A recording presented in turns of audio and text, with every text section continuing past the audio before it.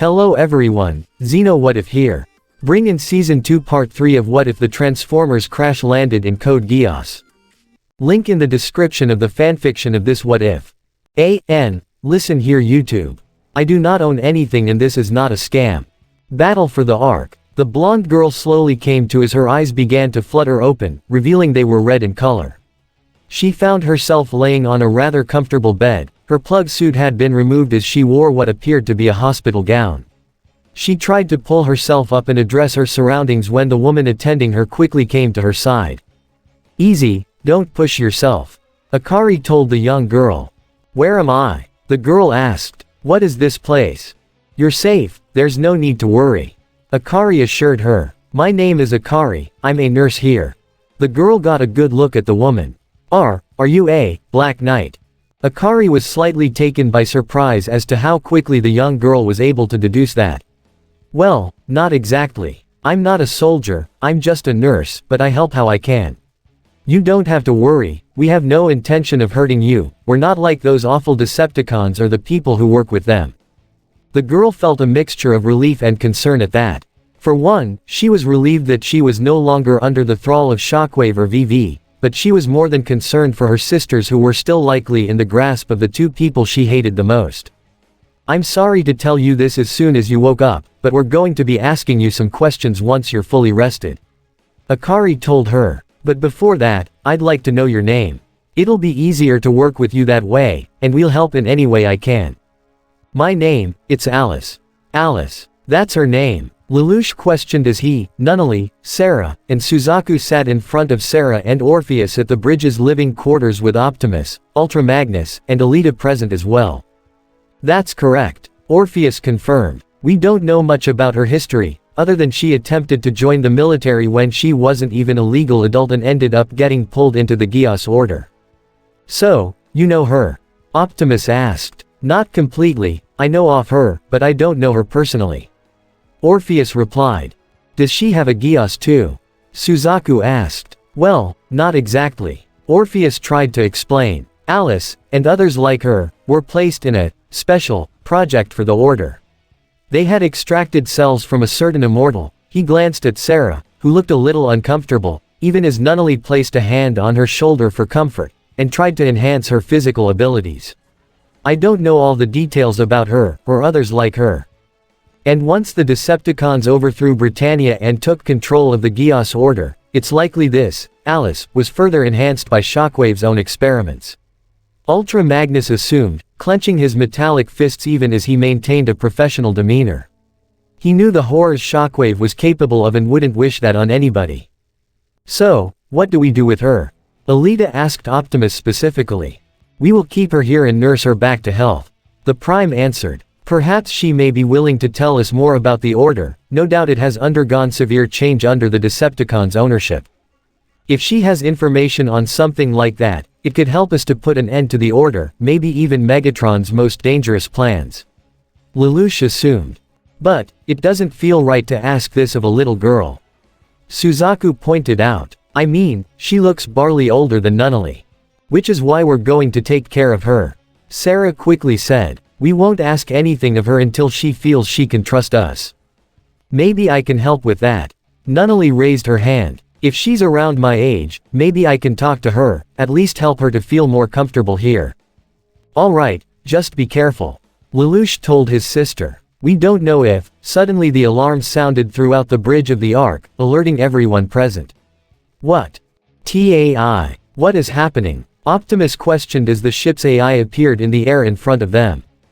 Proximity alarm. Enemy vessel inbound. TAI reported as the central screen turned on to reveal something that caused nearly everyone to gasp, while the Autobots narrowed their eyes. It was the Nemesis, and it appeared to be hovering directly over the Pacific Ocean, just above their current location. They've found us. Lelouch scowled. Oh no. Nunnally gasped. It was true, the Decepticon warship known as the Nemesis hovered over the ocean's surface as the leader of the Decepticons himself stood at the bridge of his vessel, with Soundwave by his side. On the main screen in front of them, it illustrated the three-dimensional image of the Ark directly under them. How ironic fate can be. Megatron noted. The very same vessel that led them from Cybertron to Earth, will now be their tomb. Charge up the main cannon, he ordered. Just like the destruction of Pendragon, a hatch opened up from the bottom hull of the Nemesis, revealing the massive energy cannon that already begun to surge with powerful and destructive energy. Once it was all charged up, the cannon fired, sending a red beam that shot directly into the ocean and straight toward the seemingly derelict ship that laid on the ocean floor. However, just before the beam made contact, a small compartment on the top of the Ark had already opened up to project a large blue beam that quickly formed a massive energy barrier that encompassed the entire Ark just as the blast struck. The shield had taken the impact, and the Ark sustained no damage. Lord Megatron, no damage reported. One of the working Viacons at the console reported. The Ark is shielded. Meanwhile, inside the Ark's central laboratory, Lloyd chuckled as he and the rest of the research and development branch oversaw the recently recovered shield generator relic hooked up by a series of cables and cords. What is it kids say these days? Karma's a bitch, right? Lloyd said casually. I didn't peg you as one to believe in karma. Ratchet pointed out.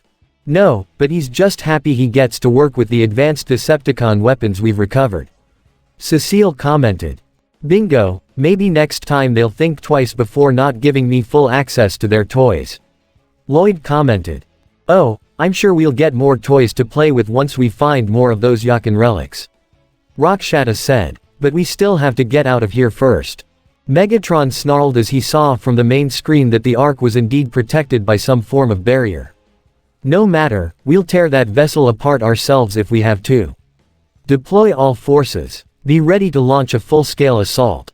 All Autobots and Black Knights, report for battle immediately. Optimus, voice echoed through the Ark's speaker system as every single Autobot and Black Knight got ready to mobilize. On the bridge, Suzaku, Orpheus, and Sarah had entered Elita 1's vehicle mode as she and Ultra Magnus transformed and made their way to the ground bridge bay as Optimus began to relay instructions to the mobilizing units. Aerial bots, you and Wizard will lead an assault on the Nemesis directly. Optimus ordered. The Elite Guard will lead the main defensive line around the Ark. Wreckers will guard the engines at the rear, we cannot lose those. The Black Dragon unit will guard the shield's projection point at the ship's deck outside. Zero Squad will join me in an attempt to attack Megatron himself on the Nemesis. Rai, I want you with the aerial bots, assault. Lelouch contacted his half-brother. Your job is to neutralize the Nemesis main cannon. Roger that. Rai responded before singing off. Research team, how long till you can get the Ark airborne? Lelouch contacted them as well. It may take some time. Perceptor replied. We've ran the numbers in all scenarios, but using the volcanic vents underneath the ship to jumpstart the engines. I know, but you yourself said it may be our only option. Lelouch insisted. Do everything you can, we need the Ark launched as soon as possible. We'll do what we can. Perceptor signed off. TAI, ready the Omniglobe. Lelouch told the artificial intelligence, much to the surprise of Nunnally, Optimus, and even the recently arrived Euphemia. But Big Brother. Nunnally tried to protest. This is the first time you're using it. We've tested it many times these last 6 months. Lelouch told his sister. We know it'll work. The Omniglobe itself will work properly, there is no question. Optimus said. But are you ready for this? I'm a commander, remember. Lelouch replied. Despite Toto and Ironhide's training, we need every advantage we can get right now. Over 2 million innocent civilians are on the Ark and we need to transport them to Horai Island as soon as possible. Kagaya, Diathard, and the rest of Kyoto are already there. I realize that, but after what happened recently, Optimus tried to speak to him.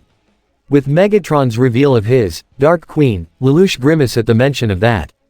This will be the first time utilizing the Omniglobe in a real-life battle. Do you really believe this to be the best course of action? I get what you're trying to say, Optimus. Lelouch really did understand. But, this might be our only chance.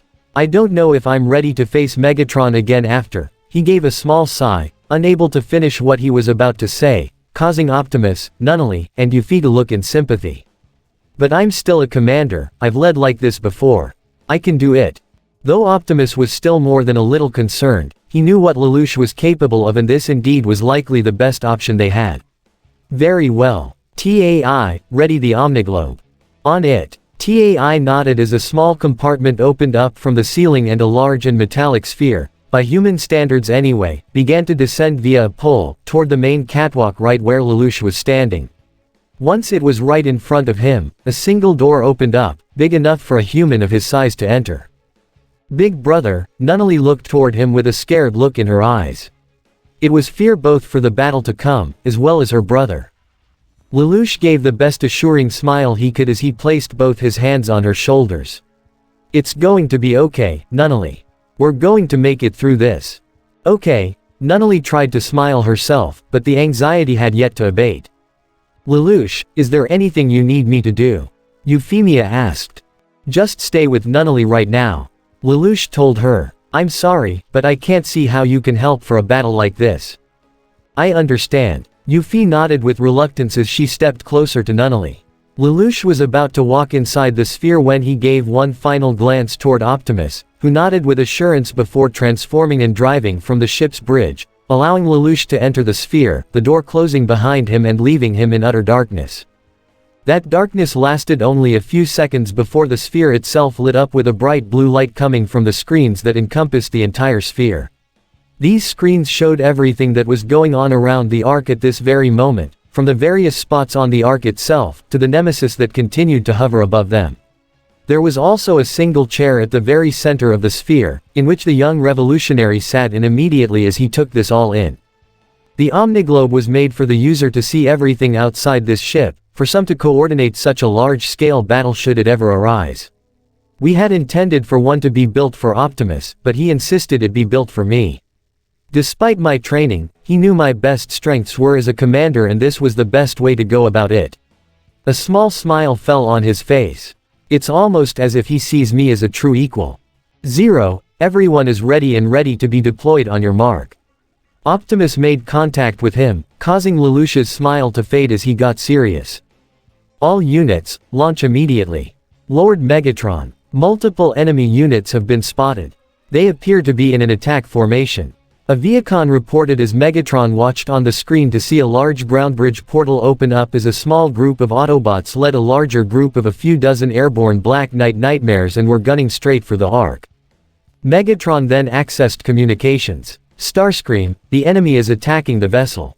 Why don't you and your Seeker Armada give them a proper greeting?" "As you command, Lord Megatron." Just outside the Nemesis. The jet modes of Silverbolt, Jetfire, Air Raid, and Windblade, alongside the Raiden and Agravain, piloted by Ryan Wizard respectively, the former Blue Nightmare in its own jet mode, led the assault of Akatsuki Nightmares straight toward the Nemesis. However, just before they could begin their attack, a large cluster of Seeker Viacons in their own jet modes, being led by a familiar quartet of Seekers in their own jet modes as well, appeared from around the Nemesis and flew forward to meet the heroes head-on. "Seekers incoming. They outnumber us 3-1. Jetfire reported. "Then it's an even fight," Rai stated with a battle-hardened expression. "All units open fire." Silverbolt ordered as the aerial bots and their Black Knight allies opened fire on the incoming Seeker Armada. "Unleash hell, my Armada." Starscream ordered as he, Thundercracker, Skywarp, and Slipstream led the Seekers. It didn't take long for the sky to be lit up with explosions as the two opposing forces engaged each other. "Rai, you know your job. Take down that weapon," Wizard ordered as the Agravain fired its Hadron cannons into a trio of Seeker Viacons to obliterate them. "I'm on it," Rai replied as he shot the Raiden's jet mode farther toward the Nemesis, doing what he can to avoid the laser fire or collisions of all the Seeker Viacons around him. It didn't take long for him to reach the Nemesis underbelly, where he already saw the main cannon ready to charge again. "Oh no you don't." The Raiden transformed as it brandished its Surger Claw to blast a fully charged and condensed bolt of electricity at the cannon. Suddenly, the entire weapon was set ablaze as multiple explosions erupted from inside and even traveled a bit into the Nemesis. The bridge shook slightly. "What happened?" Megatron questioned. "Sir, the main weapon is offline. It was a Black Knight," one Viacon reported. "Lord Megatron, Autobots and Black Knights on the upper deck. They're being led by Prime," another Viacon said in alert. Immediately, Soundwave showed his master footage of Optimus and a select group of Autobots and Black Knights on the outer deck of the ship, engaging any Decepticon soldiers and effectively wiping the floor with them.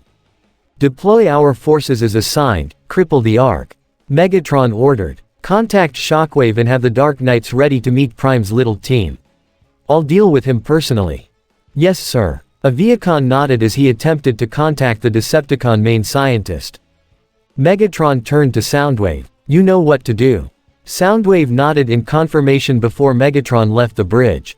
On the deck of the Nemesis, Optimus led the group consisting of Bumblebee, RC, Elita-1, and Sideswipe, along with Colin, Suzaku, Orpheus, and Sarah in their respective Gurren, Lancelot, Byakuin, and Akatsuki, making short work of the Viacon soldiers that attempted to stop them.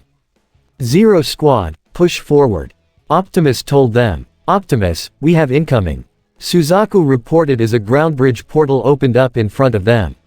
Immediately, they were put on guard. The second Shockwave himself stepped out, with the Dark Knights consisting of Gino, Anya, Castor, Pollux, Jeremiah, and even the Dark Queen right behind him in their respective nightmares. A full-scale assault on a force that has you outnumbered and outgunned. How illogical. Shockwave comment. Take your logic and blow it out your ass, you damn Cyclops. Colin exclaimed. And that is why I relish these battles. They heard Megatron speak as he appeared directly above his subordinates, standing just above the main entrance of the Nemesis to literally look down upon his enemies. Despite the odds, you throw yourselves in head-on with little to no hesitation. It's admirable, if not foolish. Tell me, Optimus, where is your little protege? Did my Dark Queen scar him so that he was unable to step onto the battlefield for once? That really earned a glare from Bumblebee, Elita, Suzaku, and Colin, the redhead practically gnashing her teeth as she aimed her Surger claw directly at the Decepticon leader, even as Optimus stepped up. This battle is between you and me, Megatron. Optimus said as he drew his axe. Indeed, and I will be sure to deliver your head to Lelouch once I've extinguished your spark. Megatron reached behind him to pull out his Energon mace that he wielded during the war for Cybertron. Immediately, the Zero Squad opened fire on Shockwave and the Dark Knights, who returned fire themselves as Megatron leapt from his perch to clash his mace against Optimus' axe. Meanwhile, underwater, standing outside the starboard side of the Ark itself stood a small army of Autobots and Black Knights being personally led by Ultra Magnus, alongside fellow Autobots Geass, Smokescreen, Prowl and Strongarm. Right by Magnus' side was Ogi in his Gawain Narian, Cornelia in her custom Vincent, along with Chigusa in her own Nightmare, Monica in her Florence Nero, and even Guilford in a standard Akatsuki. Gilbert, you don't have to be out here. You haven't fully recovered yet, you can still, Cornelia tried to speak to him.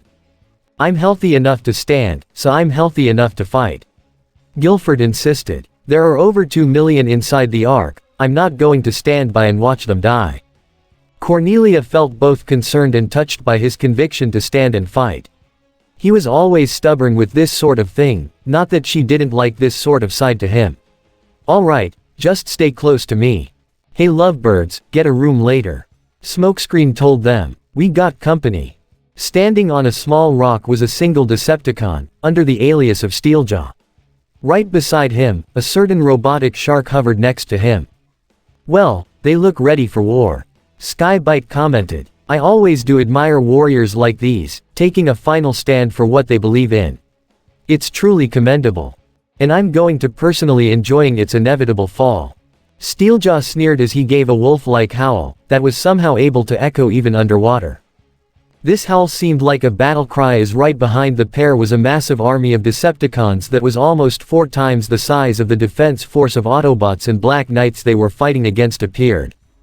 There were all types of Viacons from the standard ones to even the heavily armored tank variety, but more concerningly was the Insecticon horde that was mixed into the ranks. There were also individual Decepticons such as Arachnid, Thunderhoof, Fracture, Underbite, and even the Insecticon commanding trio of Saberhorn, Glowstrike, and Scorponic. Attack! Steeljaw commanded as the Decepticon army charged. This is where we make our stand. Ogi shouted to all his Autobot and human comrades in arms, his Gawain Narian transforming into its tank mode. Not a single con is to get past us. Not a single one. Open fire. Ultra Magnus commanded as his forces unloaded with all the Energon blasters, bullets, or long-range weapons they had available, cutting down the frontmost soldiers in the advancing army, but it didn't stop them as the opposing forces clashed. As the muffled explosions rang across the ocean, a single ground bridge portal opened up by the seemingly inoperable engines of the Ark. Stepping out of the ground bridge was the Decepticon team known as Squadron X. Fools, Lugnut scoffed. While they battle, they leave their most critical weak spot undefended. Destroy the engines, and the Ark is crippled. Then it is time for their revolution to come to an end. Blitzwing commented in his logical persona before switching to his maniacal one. Yeah, time for it to go out in a blaze of glory. Ha, ha, ha. Less talk, more demolition. Barricade ordered. We can't afford to mess around. However, right as he stepped forward, he happened to step on something that suddenly exploded and sent him flying backwards. Before the rest of Squadron X could react, multiple explosions erupted from the ground around them as each of them was blasted back and even slightly damaged. What the scrap was that? Blackout questioned. That would be the mines we set up around this area. They looked up to see not only the Galician Conquista with the smirking Nonet inside, but also a small group of Wrecker Akatsukis led by Tamaki that hovered in the water alongside her. Yeah, these are big-ass engines right here. Tamaki commented. You idiots didn't think we'd leave them unguarded, did you? That's what you get for underestimating the Wreckers. Bulkhead commented as he, Ironhide, Wheeljack, Grindcore, Chromia, Hotshot, and Warpath stood on the engines themselves. Time to go boom, ya damn wannabes. Wheeljack smirked as he and his comrades opened fire on the scattered Decepticons. At the same time, another ground bridge portal opened just above the Ark itself as Knockout was the first to fall out, with the Combaticons right behind him as they landed on the roof near the projector that was generating the shield to protect the Ark from another bombardment. Can we please get this over with? Knockout complained. The sodium-based water on this planet is gonna wreak havoc on my complexion. Can't take the heat, doc, then get out of the battlefield. Brawl told him. If you want, I could provide you with some protection from the chemicals in this liquid. Swindle offered. For a price. You're the last bot I'd buy anything from. Knockout said with lowered eyelids. That's enough. Onslaught shut the group up. Let's take down this shield before. Before what? They heard Todo's voice as they saw the black Zangetsu Nightmare hovering above them, alongside the commanding model Akatsukis piloted by the rest of the Holy Swords, the Gekka Shiden being piloted by Zidane, and even Drift who had already drawn his dual swords. However, rather than be intimidated, Onslaught chuckled in amusement. Don't think this will be like last time. This time, we're ready. Combaticons, combined into Bruticus. Swindle and Brawl both transformed into a series of leg-like appendages as Onslaught leapt to merge with them and form the torso, with Vortex leaping up to form the left arm, and blast off to do the same for the right arm just as the head of the Decepticon combiner named Bruticus appeared. Oh scrap, Urabe muttered in annoyance. Now, who's ready to be crushed? Bruticus cracked his knuckles with anticipation. Back on board the Nemesis, Soundwave was able to keep track of all the ensuing battles that were taking place both underwater around the Ark, and in the air around the Nemesis. Nearly every unit in the enemy forces was engaging their larger army, and while the Autobots and Black Knights were more than putting up a decent fight, it's only a matter of time before they were overwhelmed. However, this operation wasn't just to simply overwhelm the enemy as Soundwave turned around to address the team of assembled mini-cons consisting of Ravage, Frenzy, Rumble, Air Razor, Divebomb, Headlock, and even the hovering Laserbeak. Don't worry boss, those little meatbags aren't gonna know what hit 'em. Frenzy smirked. Soundwave nodded as he activated a ground bridge portal that would lead to one of the smaller openings that Bruticus had undoubtedly made in his ongoing fight, which would allow the mini-cons to slip in once they entered the portal. Meanwhile, maintain a relatively safe distance from the battle. The Britannian airship known as the Avalon hovered over the ocean as well as the former Britannian prince, turned Decepticon ambassador, sat in his chair as he and his right hand continued to observe the battle. I suppose it couldn't be helped. Schneisel commented calmly. Facing a force that has virtually every advantage is doomed to failure. Schneisel, are you sure we should not be actively participating in this? Kaun asked. I'm certain your strategic brilliance can more than guarantee victory. I did offer my services to Megatron, but he declined. Schneisel replied. However, he did allow me to pitch this plan to him. If Lelouch truly is alive, I imagine that coordinating all these battles, defending his fortress and its most critical weak spots, must be more than difficult for even him.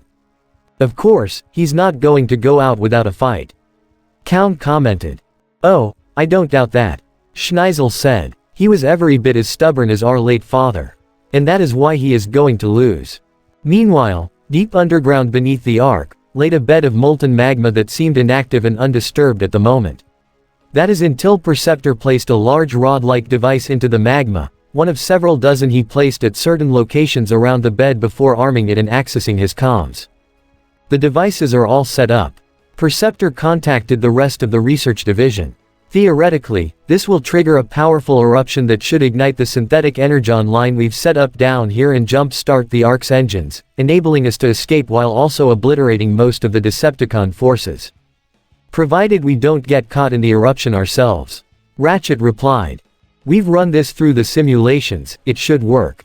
Nina said. But we haven't actually tested it. Cecile pointed out.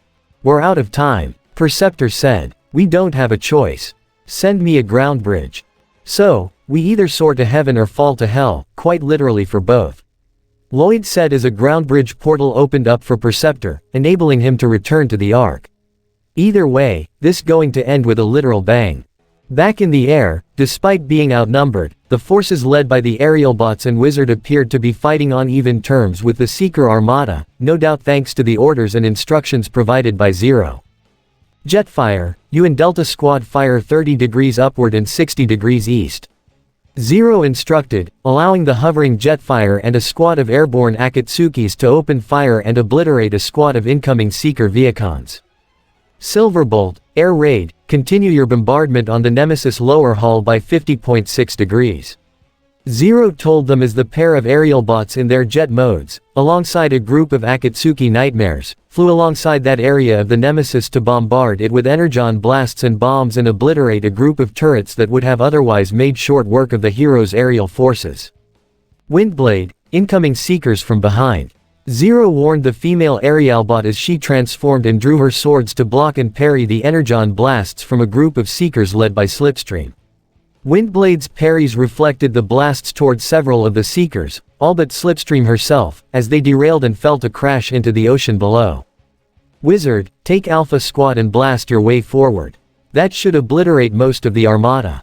Zero told the masked pilot of the Agravain as he and his squad of Nightmares concentrated all their firepower on a large cluster of Seekers led by Skywarp. You damn meat bags. Skywarp screamed as he was blasted by the Agravain's Hadron cannons, killing him and most of his fellow Seekers in the concentrated attack. We've already lost more than half our Armada. Thundercracker reported to Starscream as the later maintained a safe distance to observe the battle. They're more highly coordinated than we thought. Starscream scowled. That wretched Zero. How dare he continue to resist his destruction? Back underwater at the front lines, Ultra Magnus continued to lead the main defensive line as they had formed a near impenetrable line that kept the enemy from advancing too close as they appeared to be taking cover behind a series of rocks and tried to return fire themselves. However, Zero's instructions appeared to be working as most of the Decepticons were kept at bay. Ogi, Geass, Strongarm, you and C Group concentrate your firepower toward 5 o'clock. Incoming Insecticons. Zero warned. You heard the man, open fire. Ogi ordered as his Gawain Narian was still in its tank mode as he, Geass and Strongarm, alongside the group of Akatsukis opened fire on a group of Insecticons flying toward them. Fortunately, the firepower had intercepted and obliterated the monstrous Decepticons before they had a chance to break the encirclement. So, this is how Zero plays it, Steeljaw noted as he observed how organized and efficient the Autobots and Black Knight's defensive line was. Impressive, but how about something he can't see? He wondered aloud with a sneer. Cornelia, don't advance any further. Zero instructed her. We can't break this line. I understand, but however, the ground underneath Cornelia's Vincent suddenly collapsed as Arachnid shot up from the ground and used her spider legs to pierce the Vincent's shoulders and pin it down. Cornelia. Guilford turned his Akatsuki around and tried to assist her, only to get pelted in the back by energon blasts from the advancing Decepticons.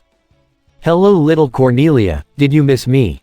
Arachnid taunted as she appeared to have the former Britannian princess immobilized, while Cornelia herself glared through her screen. Or better yet, do you miss your mother? It's a shame what happened to her, Perhaps I can arrange to have you reunited with her, and sweet little Yuffie is next. I don't think so. Cornelia scowled as she pressed a button that launched a set of slash Harkins from her Vincent's sides to knock Arachnid off her, and allow Cornelia the chance to open fire, forcing Arachnid to leap back. Wretched monster, I'm going to enjoy putting you in the ground. Stand your ground, Ultra Magnus told his soldiers. Don't allow them to breach.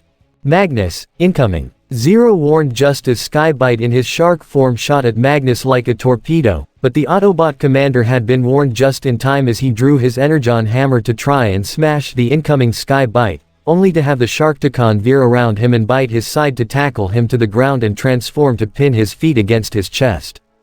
Not bad. But you're in my element now, Autobot. Skybite stated as he attempted to bring his fist down onto Magnus, only for him to catch it and kick Skybite off, forcing him back to where he transformed again to face the recovering Autobot commander. I've faced Sharkticons before, so I wouldn't say I'm completely out of my element. Magnus said as he aimed his Energon blaster and fired at Skybite, who proved fast and quick enough to avoid the shots. Underbite, charge. Steeljaw instructed as he rode atop the giant Decepticon to lead the advancing Decepticons now that they saw an opening in their lineup. Monica, you in the front line concentrate your fire on that beast. They can't break the line. Zero told the former Knight of 12. Understood. All nearby units, rally to me, fire immediately. Monica stated as multiple Akatsukis, along with Smokescreen, fired their long-range weapons at Underbite, which seemed to slow his advance, but it also allowed Steeljaw a chance to leap from Underbite in an attempt to attack Monica, only for Smokescreen to leap up and tackle the Decepticon, sending them both tumbling across the ground to engage in fisticuffs. Even as Underbite was shot back and forced to cover, it also allowed the Decepticon army to push forward as Scorponic, Glowstrike, Saberhorn, Thunderhoof, and Fracture led the charge with Ogi, Prowl, Geass, Strongarm, Monica, Guilford, and Chigusa trying to intercept the Decepticons and maintain their line up and prevent any further advancements from the enemy. Bruticus slammed his fist down on the Ark's surface, creating a shockwave that rang through the ocean and sent the 6 Nightmares of the Black Dragon unit tumbling through the water before recovering. Toto, you have to keep moving. Zero told the leader of the unit. Don't let Bruticus get a chance to hit you. Try to distract him and then attack him from behind. Understood. Toto acknowledged before contacting his comrades. Asahina, Urabe, Zidane, divert his attention. Go for a frontal assault. Yes sir. Asahina said as the 2 commander model Akatsukis and Gekashiden shot toward Bruticus. Hey, tall, dark, and ugly. Urabe shouted to the combiner. That all you got? I thought you were supposed to be strong. Oh, you're asking for it. Bruticus scowled as he tried to slice at them with his rotating propeller blade, but they were able to move quickly and avoid the fatal strike. Stand still you damn insects. Urabe tried to fire his Akatsuki's wrist-mounted gun directly at Bruticus' face while Asahina and Zidane tried to come at him from the sides with their Nightmare's respective blades, but Bruticus shot his left arm forward to unleash a devastating flamethrower, which the 3 Nightmares were just barely able to avoid as they flew backwards. He has a flamethrower. Zidane exclaimed. How the hell can flamethrower work underwater? As Bruticus seemed to be distracted, Toto's Zangetsu alongside the Akatsukis piloted by Chiba and Senba appeared to move in from behind. You 2 strike at his legs, I'll go for the head. Toto instructed. Got it. Chiba said as she and Senba dove their Nightmares toward the distracted Bruticus, who only turned his head just in time to see them attack. Both Akatsukis drew their swords to strike at the back of his knees, causing him to tumble and fall toward the ground on his knees, where Toto shot his Zangetsu forward, firing all his slash Harkins while slicing his katana straight at Bruticus' face to knock him flat on his back. Move in now. Don't give him a chance to recover. Toto exclaimed as all 6 Nightmares tried to come in for a conjoined attack. I'm not done yet. Bruticus unleashed his shockwave attack to propel himself high above the group of stunned Black Knights. The massive combiner recovered and came back down with his fists raised high in an attempt to crush them. Fall back, now. Toto ordered as the 6 Nightmares flew away just in time to avoid the crushing blow that appeared to rock the entire roof of the Ark. Knockout almost lost his footing as he was forced to grab onto a duct in order to avoid being blown away by the shockwave before scoffing in annoyance. Makes Breakdown look like Tinkerbell. Knockout muttered. Is he trying to blow me away? He then turned around to spot his target. Ah, there you are, my little shield generator. Oh, the uses I can find for you.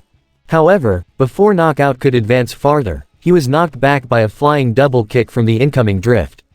Knockout had skidded back before crashing into a duct to see the Autobot samurai standing guard in front of the shield's projector.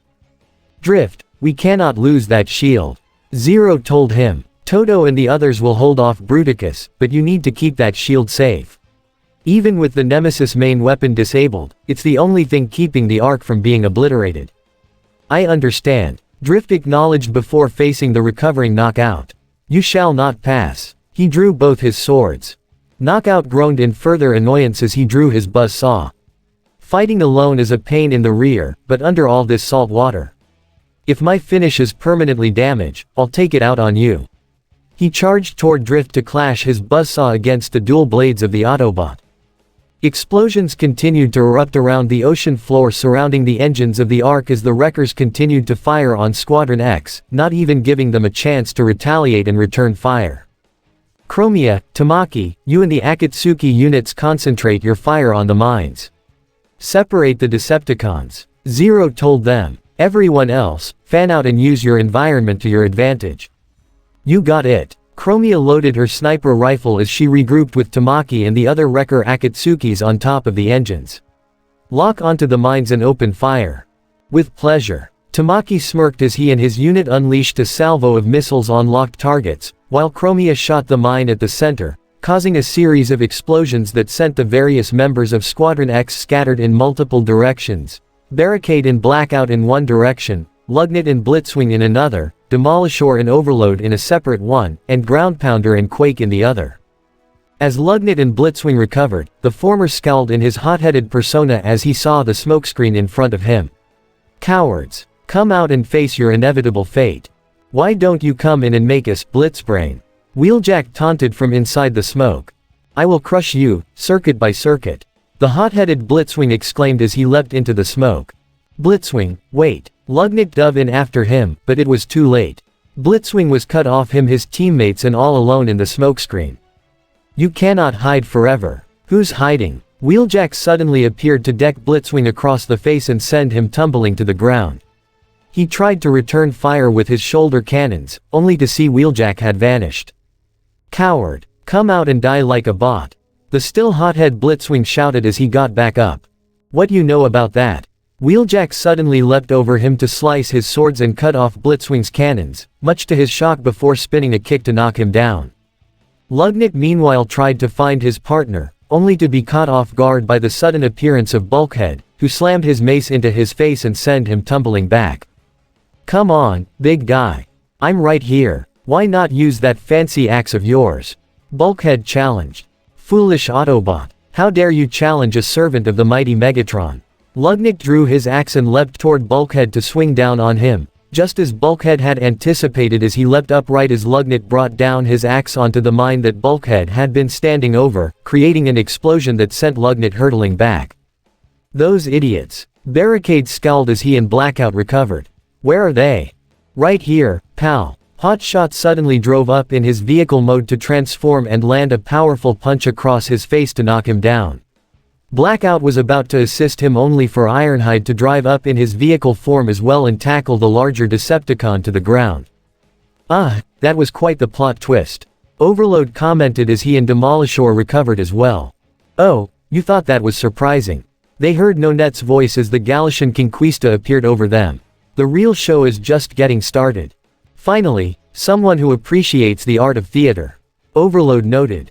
2 against 1. You've got real brass, human. Demolishor complimented. But don't think you're biting more than you can chew. Nonette only smirked as her Galician drew an MVS blade in one hand and its Varus rifle in the other. Oh, I've swallowed much worse odds. Demolishor looked more than a little impressed. I like this one, he commented before opening fire with his Energon blasters.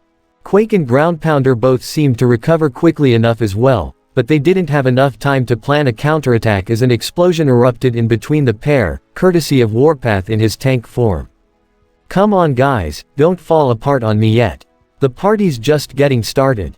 Kablam! Warpath shouted as he fired a powerful energon blast directly at the recovering Quake, one that was strong enough to send him crashing into a series of rock formations. Ground Pounder was about to come in and attack Warpath, but he heard a familiar yell as he turned around to see the charging Grindcore come in and smash his fist against his face. Ready for round 2, big boy. Grindcore challenged as he slammed his fists together. Bring it, Autobot. Ground Pounder accepted as the two large Cybertronians clashed. Meanwhile, Lelouch continued to sit in the Omniglobe as he gave more and more commands, witnessing virtually every battle taking place around him, all save for the one Optimus led against Megatron alongside the Zero Squad, but this was Optimus. Lelouch was more than certain the Prime he considered a father figure could handle himself. The Omniglobe is amazing, Lelouch thought to himself. With this, I can command multiple battles at once, it's like I'm playing several games of chess at the same time. However, it's also a double-edged sword. I've trained, but directing this many battles simultaneously is not easy. I can feel the strain on my mind with each passing moment. He wiped the sweat from his forehead. Only the thought of protecting all the people on board keeps me focused. 2 million people, not counting all the soldiers and Autobots outside. Every single one of them put their faith and trust in me. He steeled himself and continued to press forward. I won't let them down. However, the young revolutionary noticed something on one of the many screens around him. It was the team of Decepticon Minicons Soundwave had earlier dispatched. Intruders. Soundwave must have used this assault as a distraction to slip in a team of saboteurs. That sounds like something Soundwave would do. Unfortunately for him, a smirk fell on Lelouch's face. I even planned for this. The Minicon sabotage team consisting of Frenzy, Rumble, Ravage, Laserbeak, Headlock, Divebomb, and Air Razor, made their way through one of the many hallways of the Ark. According to Soundwave's previous scan of the Ark, one of the engine's turbines is located down this hallway. Frenzy said. Then what are we waiting for? Rumble said as he pumped his pile drivers. Time to tear this ship apart. I don't think so. The 7 Minicons came to a stop as they found a small team consisting of Jetstorm, Safeguard, Undertone, and even Sayoko, standing in their way. We shall not allow you to pass. The ninja maid glared. Though surprised at first, most of the Decepticon Minicons, excluding Ravage and Laserbeak, laughed. Oh, look at this, boys. Headlock chuckled. 3 little Minicons and even a meatbag are gonna stop us. How cute. Air Razor mocked. You better get lost, human. Unless you wanna be Ravage's next meal. Divebomb commented as the aforementioned robotic panther snarled. Jetstorm merely smirked. Oh, you don't believe it is just us, do you? Suddenly, a set of turrets appeared along the ceiling as they aimed directly at the group of surprised Decepticon Minicons. You would be wise not to underestimate humans. Safeguard added. We're far stronger than you give us credit for. The enemy looked in even further surprised to see an Akatsuki nightmare roll up behind them, being piloted by none other than Misty X. Meanwhile, this very scene was witnessed in a smaller control room by Shirley, Rivals, and Millie. All three were at the controls of the turrets. Ah yeah, finally, we get part of the action. Rivals commented with a grin. Just be careful not to shoot our friends, Rivals. Millie told him. It's not like a video game. That's why I'm here. TAI materialized behind them. I'll help coordinate where to shoot, but you should still be careful. Got it. Shirley nodded. We're Black Knights too. Time to prove it. She was the first to pull the trigger and fire the turrets at the enemy. Meanwhile, Nunnally and Yuffie both sat alone on the catwalk, just outside of Lelouch's Omniglobe where their brother continued to work. Yuffie looked toward her younger half-sister with concern as she had a data pad in her hand, shifting through the various fights occurring around the Ark. Hey, Yuffie tried to offer some comfort to her sister. It's going to be okay, Nunnally. Lelouch and Optimus both have a plan, we're going to make it out of this.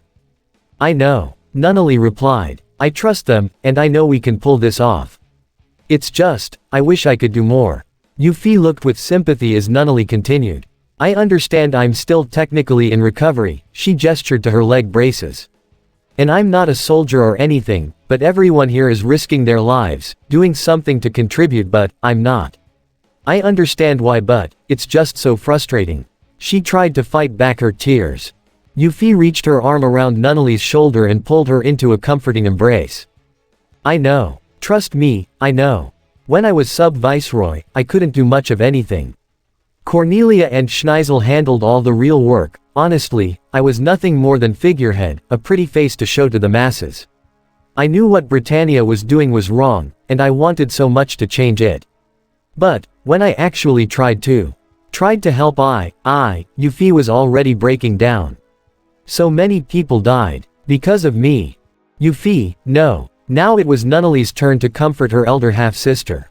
What happened at the special zone wasn't your fault. It was Megatron. He was the one who. I know, but he still used my face. The sobbing Yuffie pressed her hands against her face as she continued to cry. That was my face, that killed so many. I just wanted to help them. She couldn't even finish as she cried, prompting Nunnally to embrace her and provide all the comfort she could.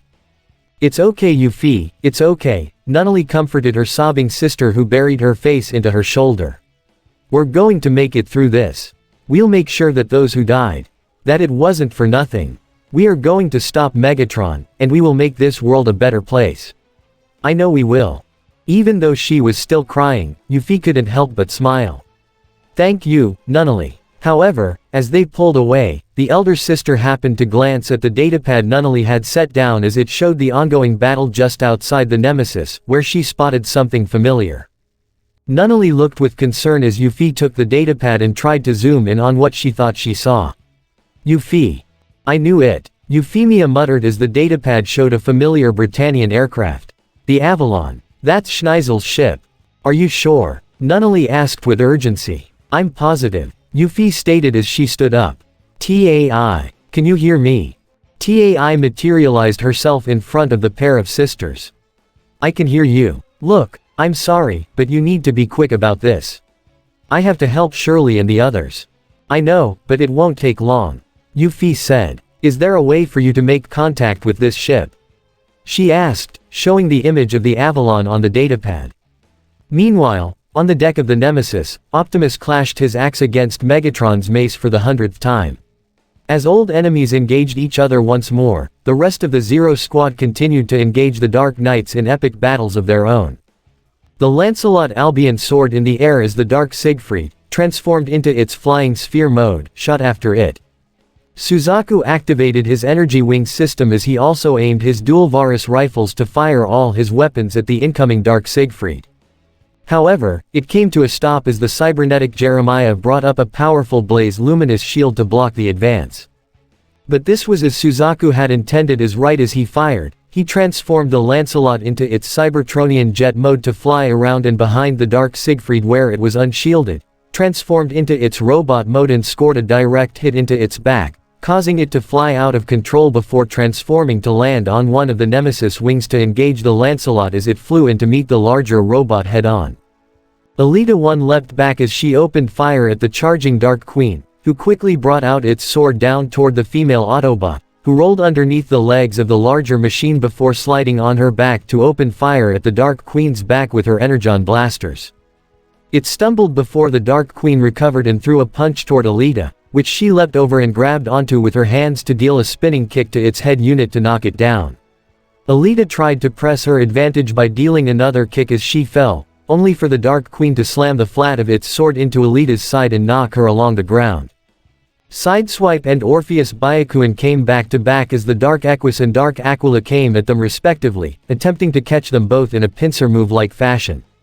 Sideswipe, switch. Orpheus told him. Good call. Sideswipe nodded as he leapt over the Byakuin to deal a kick to face of the flying Dark Aquila and send it tumbling, while Orpheus maneuvered his Byakuin around the hammer strike of the Dark Equus to deal a powerful slug with its gauntlet and knock it down.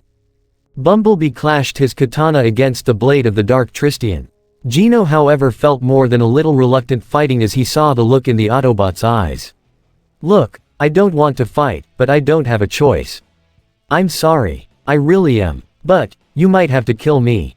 That took Bumblebee by surprise as Gino appeared to be begging him. If you don't, they'll kill me for going easy on you. Guess there's no way out for me. He gave a sigh with a sad smile. But maybe I deserve it. For being an idiot who worked with Britannia for so long. Bumblebee however gave a hardened glare as he rushed the Dark Tristian to punch it down before making a boxer-like gesture to keep going, sending Gino a subtle message to keep up the fight. "We'll find a way to help you. Even if I have to pry you out of that nightmare myself, I'm not gonna let someone like you die." At the same time, Chera's pink Akatsuki clashed its katana against the shield of the Mordred as it flew backwards to gain some distance. "Something isn't right," Sarah noted. "It's not like Anya or Marianne to act defensively. What's going on in there?" If Sarah was still connected to Marianne via their contract, she would be able to sense the conflicting Geass powers within Anya's mind as the rings in her eyes shifted colors from red to white. "Why am I fighting? I want their help," Anya said as tears were already flowing down her eyes, something she noticed. "Why am I crying? Why do I feel this way?" She suddenly gasped as she felt herself being pulled into her own mind. Anya Alström found herself standing on a calm body of water that perfectly reflected the sky above her. A pair of white rings were still in her eyes as she looked in absolute shock at the woman who stood in front of her. It was Marianne v Britannia, a red sigil of a Geass in her left eye, ever glowing as she found herself staring in surprise at the form of Anya. Who are you?" Anya asked in surprise. "What's going on?" Marianne asked as well. "This has never happened before. Are we inside Anya's consciousness?" Back in reality, the Mordred was brought down by a slice at its float system courtesy of Chera's pink Akatsuki as the immortal inside began to think about what was going on. Optimus tried to use his prime Geass to help Anya, but Marianne attempted to take control and prevent that from happening. Sarah thought. However, Optimus Geass was still able to affect Anya's mind. She wants to be rescued. The need to be saved is still fresh inside her mind, where Marianne's own consciousness is residing. "Optimus, Prime Geass is stronger than any other I've given before, could it also be having an effect on Marianne as well?" A conflicted expression formed on Chera's face. "This can wait. Right now, Optimus and the others need my help, and I'm going to give it to them." Colin roared as she flashed her Surger Claw to throw a sphere of radiation straight at Shockwave, who intercepted the blast with a charged shot of his Energon cannon, creating a brief explosion as the attacks met.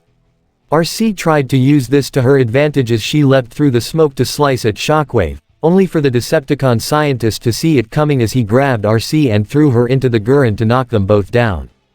"Your teamwork is commendable," Shockwave commented. "However, it is also predictable to a superior mind, such as myself." He was suddenly blasted in the back by an electric surge from the recently arrived Raiden. "How's that for predictable, jackass?" Rai called out as he tried to press further by slicing at Shockwave with his katana, but Shockwave parried it with his cannon before grabbing the Raiden and throwing it over him. However, Rai stabilized it as he hovered alongside the Gurren with RC right below them. "Thanks for the backup, Rai." Colin smiled. "And the cannon?" RC asked. "Disabled," Rai replied. "Lelouch told me to give you guys a hand, so here I am."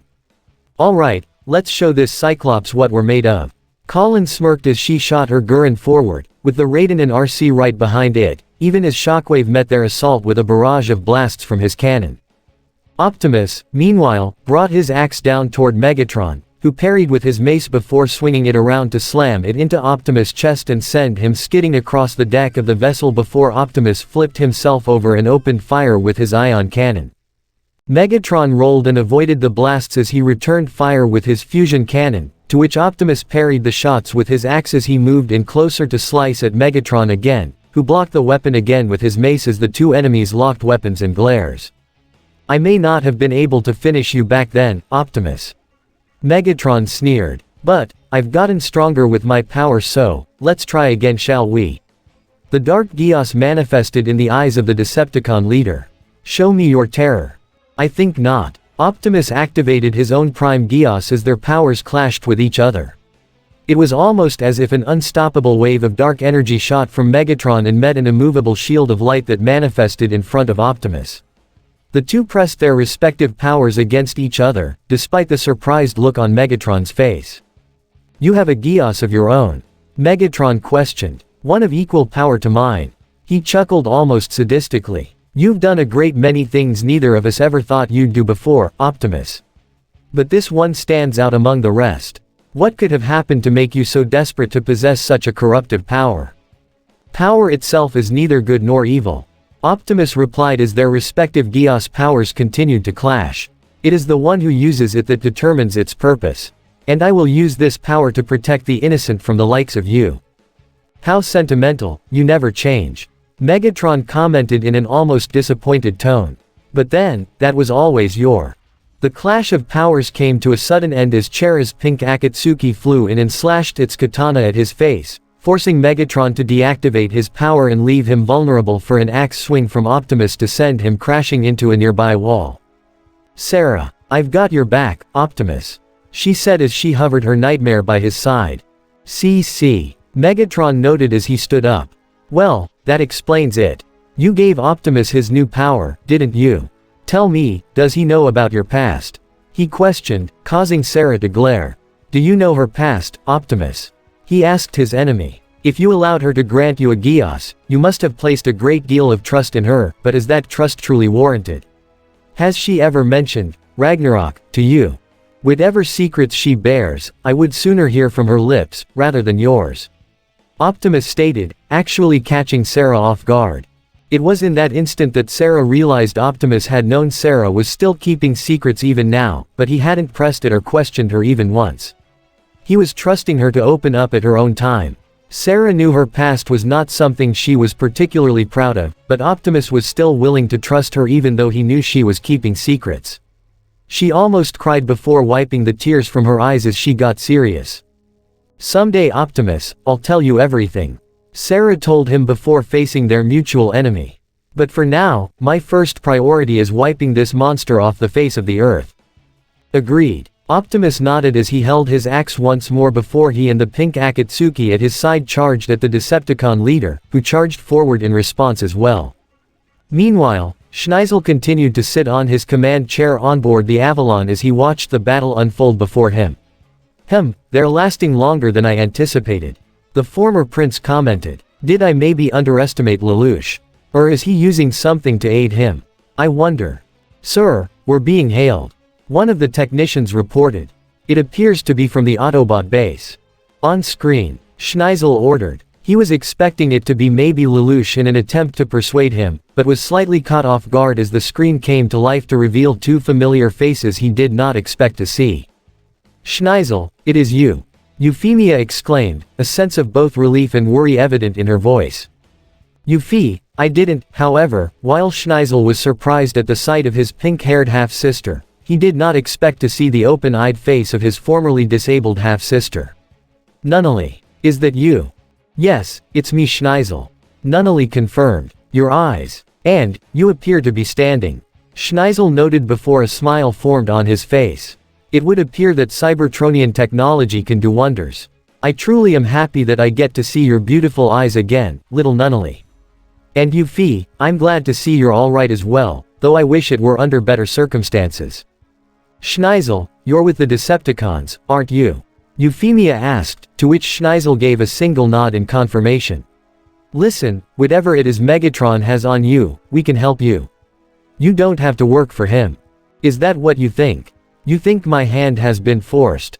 That I'm being blackmailed against my will to serve him? Schneisel asked, much to the sisters' confusion as Schneisel gave something of a hollow laugh. I'm pleased to know that even after all that's happened, you've retained your optimism, Euphi. Schneisel, Megatron didn't force my hand. To the contrary, I went to him first. Schneisel revealed. What? Euphi and Nunnally both exclaimed. The Decepticons were already planning to overthrow Britannia by the time I approached them. Schneisel explained. I simply offered them a route to avoid minimal casualties, even though the more stubborn people continued to pointlessly resist. You helped them, but, I don't. Euphi stuttered. Why? You said you would support the special zone. That you help extend an olive branch to the Autobots and the Black Knights so we could stand against the Decepticons together. Your heart was at the right place back then, dear Euphi. Schneisel replied. Unfortunately, it can also make you incredibly naive. Schneisel, why would you willingly help them? After everything they've done, Nunnally exclaimed. They destroyed their own home planet.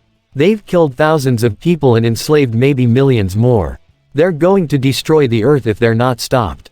I understand why you two seem upset, but please just listen, Schneisel tried to explain before the main screen was suddenly hacked as another transmission made contact. So that explains it. A familiar voice spoke up, surprising Schneisel, while also catching Nunnally and Euphemia off guard. I'd wonder how the Decepticons were able to overthrow Britannia so quickly despite the many advantages they had, but now I see how. They had inside information. Schneisel recognized the face of his younger half-brother as it appeared on a dual screen next to their sisters. Lelouch. Big brother. Nunnally did not expect him to hack into their communications, and even Yuffie was rather speechless. Despite this, Schneisel still put on a small smile. It's been a long time, little brother. Even though it's under possibly the worst circumstances, I am glad to see you again. There's only one thing I want to know from you, Schneisel. Lelouch stated. Were you a part of the plan to turn the special zone into a massacre? No, I wasn't a part of that. Schneisel replied. Such a bloody siege seemed so wasteful and unnecessary. Unfortunately, Megatron had already set the plan in motion by the time I joined him, so I couldn't change it. Were it up to me, I'd opted for something a bit more subtle. But regardless, the main objective was still reached. Pendragon was destroyed, and Britannia was on its way to being erased. He noticed the scowl on Lelouch's face.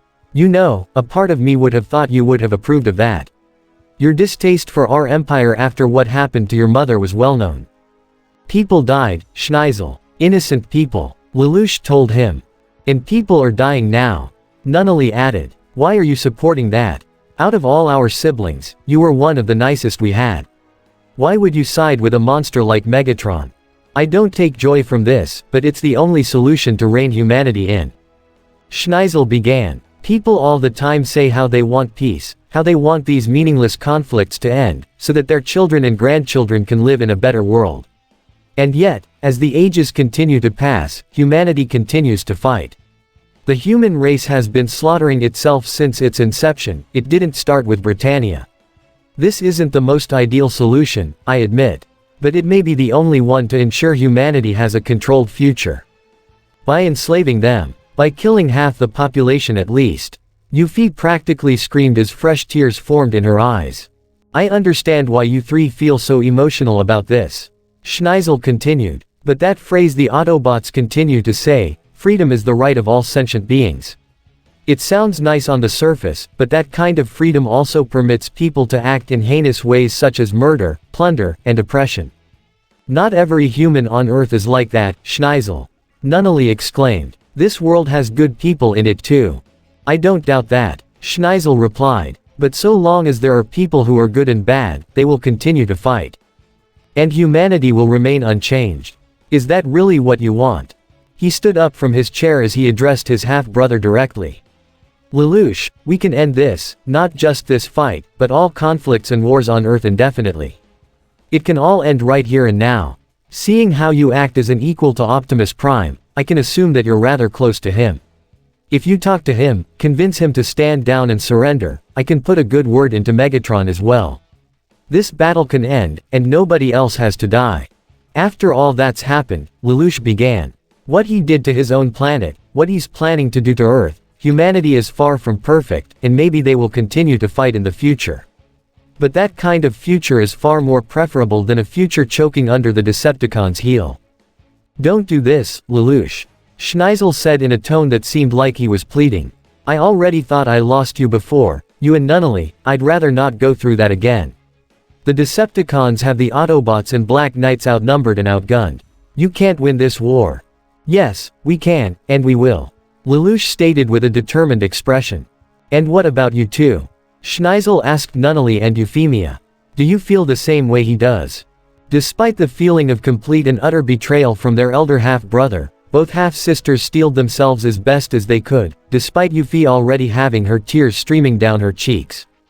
We do. Yuffie confirmed. We will fight, even against you. Nunnally added.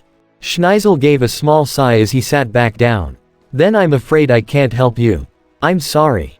No, you're not, Lelouch said with a shake of his head before cutting off his transmission. Goodbye, Schneisel. Yuffie also bid farewell as hers and Nunnally's transmission came to an end. Ravage fired a series of energon blasts from his mouth and tail at the Akatsuki piloted by Misty, who pulled it back to avoid the blasts and was about to return fire when she was pelted in the back by energon blasts from Laserbeak. As she attempted to focus herself on the flying mini-con, it gave Ravage a chance to leap onto the Nightmare and climb toward its cockpit in an attempt to tear it apart, only to get blasted in the side by a turret on the ceiling and shot to the ground. "Yeah, how do you like that, kitty cat?" Rivel's voice echoed through the speakers, causing Ravage to return fire and obliterate the turret while avoiding the shots from the others. Misty tried to straighten out her Nightmare and refocus on the mini-cons, only for Rumble to leap up and slam his pile drives into the Nightmare and knock it down. However, Rumble was forced back to avoid the turrets that shot at him, courtesy of Millie and Shirley from the control room as well.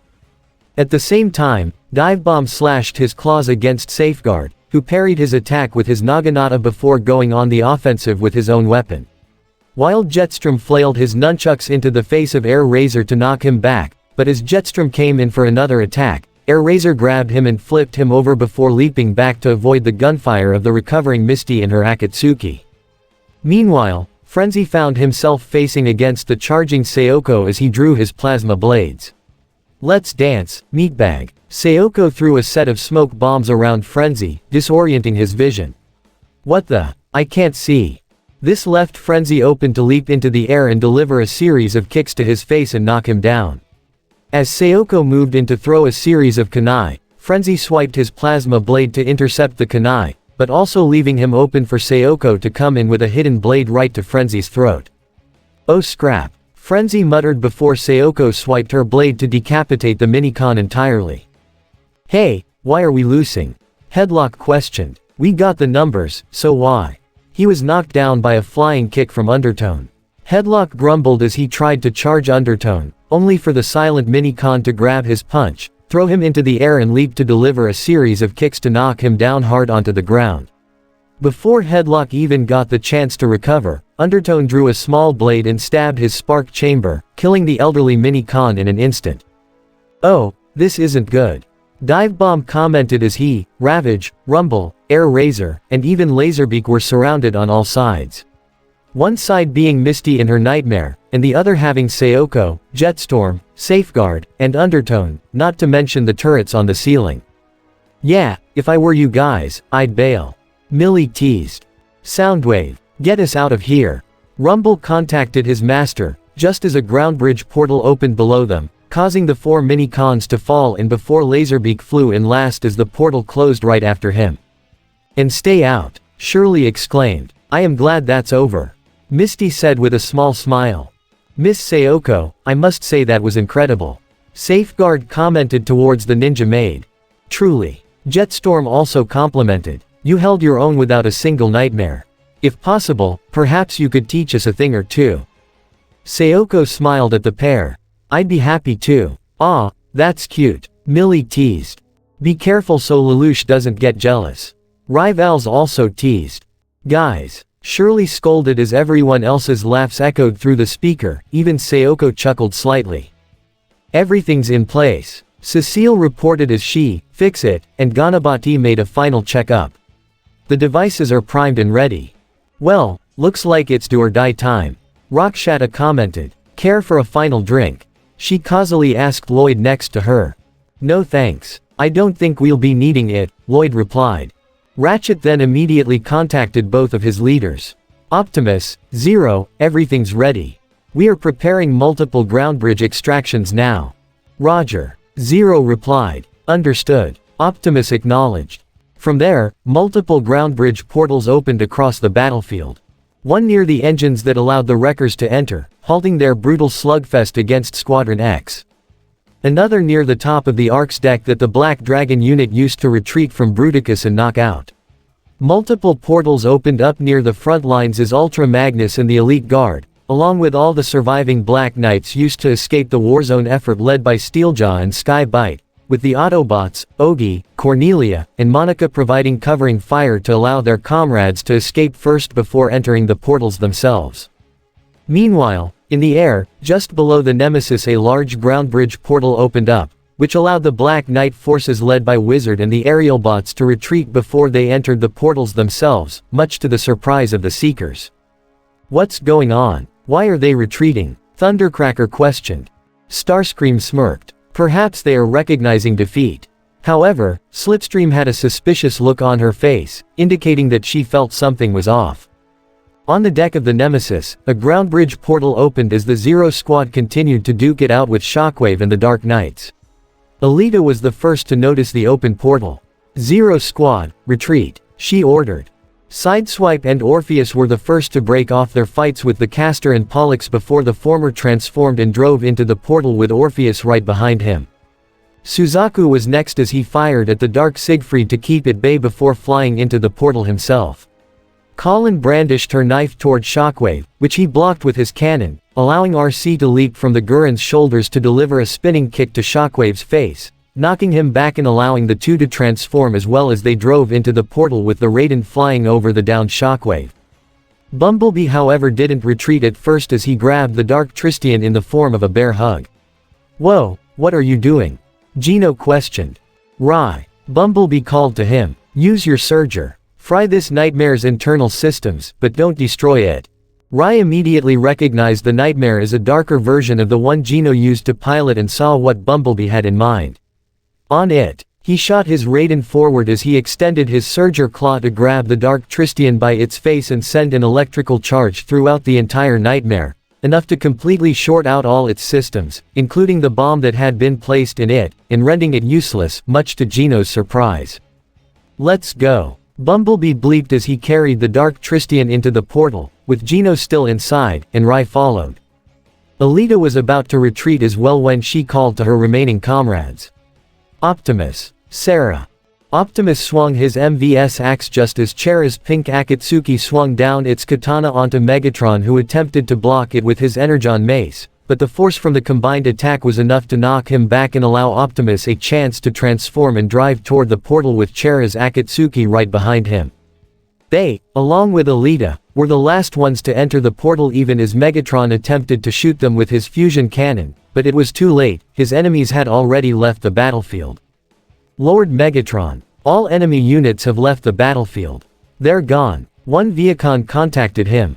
"What are they up to?" Megatron asked himself with a slight scowl. "Zero, all personnel accounted for." TAI contacted the young revolutionary as he continued to sit in his Omniglobe. "We're ready to launch on your command. Launch the Ark, now," Zero ordered. Underneath the massive vessel, Preceptor's devices in the bed of molten magma detonated, triggering an eruption that sent a tremor that shook up the entire ocean floor, and all the Decepticons that had surrounded the Autobot vessel. Unbeknownst to them, the kinetic energy that was taken by Preceptor's devices transferred along the synthetic energon life and straight to the Ark's engines, causing them to spring to life. Barricade's optics shrank as he recognized what was about to happen. "Soundwave, pull everyone out, now," he screamed into his comms as a ground bridge portal opened up in front of him. Just as Barricade, Lugnut, Blitzing, and Blackout made it into the portal, the engines activated at full throttle. The Shockwave had sent Demolishor and Overload into the portal, but Quake and Ground Pounder were caught in the resulting blast of the jump-started engines, completely obliterating them.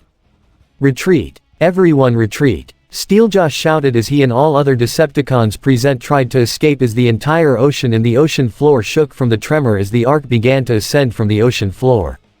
Multiple ground bridge portals enabled Steeljaw, Skybite, Fracture, Thunderhoof, Arachnid, Underbite, Saberhorn, Glowstrike, and Scorponic to escape with a multiple Viacons and Insecticons, but the others weren't so lucky as the blast wave from the jump-started engines destroyed them as well. Bruticus and Knockout struggled to hang on to the ascending Ark before the sheer force sent both of them off. Bruticus disbanded into the 5 separate Combaticons just as a ground bridge portal opened for them, allowing the Combaticons and Knockout to fall inside to safety.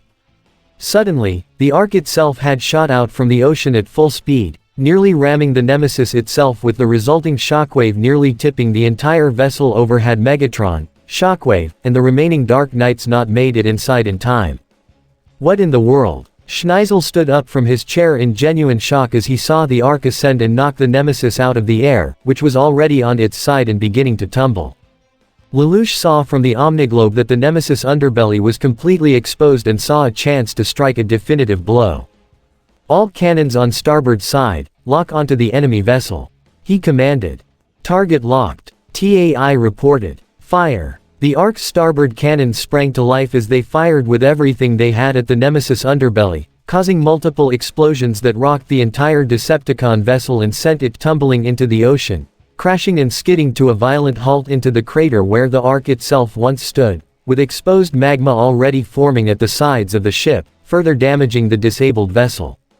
As the Ark itself took flight once more, it picked more speed as it would fly higher into the sky and above the cloud cover, but not above the atmosphere as it set its course for Horai Island, the new safe haven for the liberated slaves outside the reach of the Decepticons. Inside the vessel, every single human and Autobot cheered in their definitive victory. All the civilians that had been liberated and rescued celebrated the most as they cried, hugged, kissed, called out as loud as they could, and screamed their hearts out. Among them was Akari Kazuki, who continued to tend to the bedridden Alice as the older woman cried tears of joy. Millie even pulled Rivals and Shirley into a massive hug from their control center, something the two didn't hesitate to return. The Autobots and Black Knights were just as celebratory as the rescued civilians, sharing high fives, fist bumps, hugs, and even slamming their chests together, such as Wheeljack and Bulkhead. Hoorah! All the wreckers shouted with Sideswipe sharing a high five with Geass, Hotshot, Warpath, and Smokescreen, as well as Windblade and Air Raid. Colin shared a hug with Ogi, the later glancing toward the joyous teary-eyed Chigusa, while the Colin shared a smile with RC as the female Autobot gave a nod. Tamaki gave Rai a noogie, followed by a hug from Nonette as she pulled Monica in two. Toto shared a nodding smile with Suzaku, but the later was taken by surprise as he, and the Lancelot he had yet to fully exit, was pulled into a hug by Grindcore. Cornelia looked toward Guilford with an emotional smile, which he was happy to return as well. Chromia shared a smile and a nod with Ironhide as well, the later shared one with Ultra Magnus as well as Silverbolt, Alita, Jetfire, Prowl, and Wizard, who glanced towards Orpheus, the later offering a thumbs up, who returned it with little hesitation. Sayoko, Misty, and the Mini-Cons were quick to join in the celebration as well. Bumblebee had also managed to pull the shocked Gino out of his fried Dark Tristian as the black and yellow Autobot gave a nod to the shocked former Knight of Three, who then smirked and gave a thumbs up of his own. Even in the laboratory, Nina wrapped her arms around the equally happy Cecile as Lloyd cheered with joy, while Rakshata simply smiled with the incredibly relieved Ganabati. Even Fixit cheered as Ratchet and Perceptor shook their hands in congratulatory fashion. On the Ark's bridge, Lelouch had finally stepped out of the Omniglobe, and was quickly engulfed in an emotional embrace from both Nunnally and Euphemia. "You did it, big brother." Nunnally cried as Lelouch embraced them both. "We're safe. All of us." Euphy also cried joyously. Lelouch couldn't help but get a little emotional as well, especially as Optimus Prime himself walked in with Sarah riding on his shoulder. Even the immortal girl got a little emotional as Optimus smiled and gave a nod of approval toward Lelouch, who pulled Nunnally and Euphemia in as tightly as he could. TAI set a course for Horai Island. Optimus informed the ship's AI. "Already on our way," TAI reported. Estimated time of arrival, 20 minutes. Meanwhile, the Avalon had also been slightly blown away by the Ark's surprise launch. But due to being at a relatively safe distance, the airship had not received any significant damage. While Kanan helped the operators to check on the ship's systems, Schneisel actually smiled. "Well played, Lelouch. Well played." However, on board the damaged and capsized Nemesis, Megatron was on the bridge of his heavily damaged vessel overhearing the multiple reports from the ship's systems as well as the Viacons and other Decepticons at their stations. However, all these reports and alarm fell on deaf ears for the leader of the Decepticons. Even though he didn't see him in the battle, he knew Lelouch was responsible for what had happened. Optimus could not have coordinated this many battles while he was fighting Megatron, so it was undoubtedly Lelouch's doing. Megatron couldn't believe it. He was certain that after both his exposure to his Dark Geass more than 6 months ago, as well as the reveal of his mother's corpse as the Dark Queen, he was certain that he had broken the boy. But he wasn't. Lelouch was not broken. Just like Optimus, he not only got back up on his feet, but even dealt him the first real defeat he experienced at the hands of the human boy. Lelouch Lamperouge, also known as Lelouch v Britannia, also known as Zero, had defeated Megatron. That was all the Lord of the Decepticons needed to slam his metallic fist on the controls and roar in fury, which echoed throughout the entire Nemesis. The only individual on board the Nemesis who didn't appear to be hearing Megatron's furious roar was Anya, who appeared to be sleeping inside the cockpit of her damaged Dark Mordred. However, she wasn't sleeping but rather, her spirit was conversing with the other occupant inside her subconscious. The battle is lost, the Autobots and Black Knights have escaped. Anya, with white rings still glowing in her eyes, spoke aloud as Marianne continued to listen to her. It's odd, I'm both relieved and distraught. I'm relieved they made it to safety, but I'm distraught because I'm not with them. Why do I feel this way? Why do I feel at all? I haven't felt anything for as long as I can remember. In fact, I can't remember anything. Why? Why don't I have any memories? She asked as tears were already forming in her eyes. As she saw the tears in Anya's eyes, Marianne was struck immediately with guilt. She knew exactly why. Charles had used his Geass on Anya to make her forget pretty much everything, up to the point she needed a video diary or some form of recording device to recall anything of her past. In fact, the more she thought about it, the more guilt she began to feel towards all her previous actions. Every horrible thing she did, everything she helped Charles to do, she put Lelouch and Nunnally through a living hell. All because she felt they could all reunite through the Ragnarok connection and live the peaceful existence that Charles had promised. But now, all those hopes were dashed. Megatron had destroyed everything. She blamed everything on Optimus and the Autobots as well as the Black Knights for changing, Lelouch for corrupting them as she put it. But now, something inside her changed. Something inside her made her take a good look at herself in the mirror and made her see that maybe she made the wrong choice. Anya, she spoke to the confused girl. My name is Marianne, and we have a lot to talk about. While the sigil of Geass continued to glow red in her left eye, a white ring formed in her right eye as the effects of Optimus Prime Geass now began to affect her as well. The next move. Horai Island. It was a massive artificial island that laid off the coast of the Chinese Federation mainland.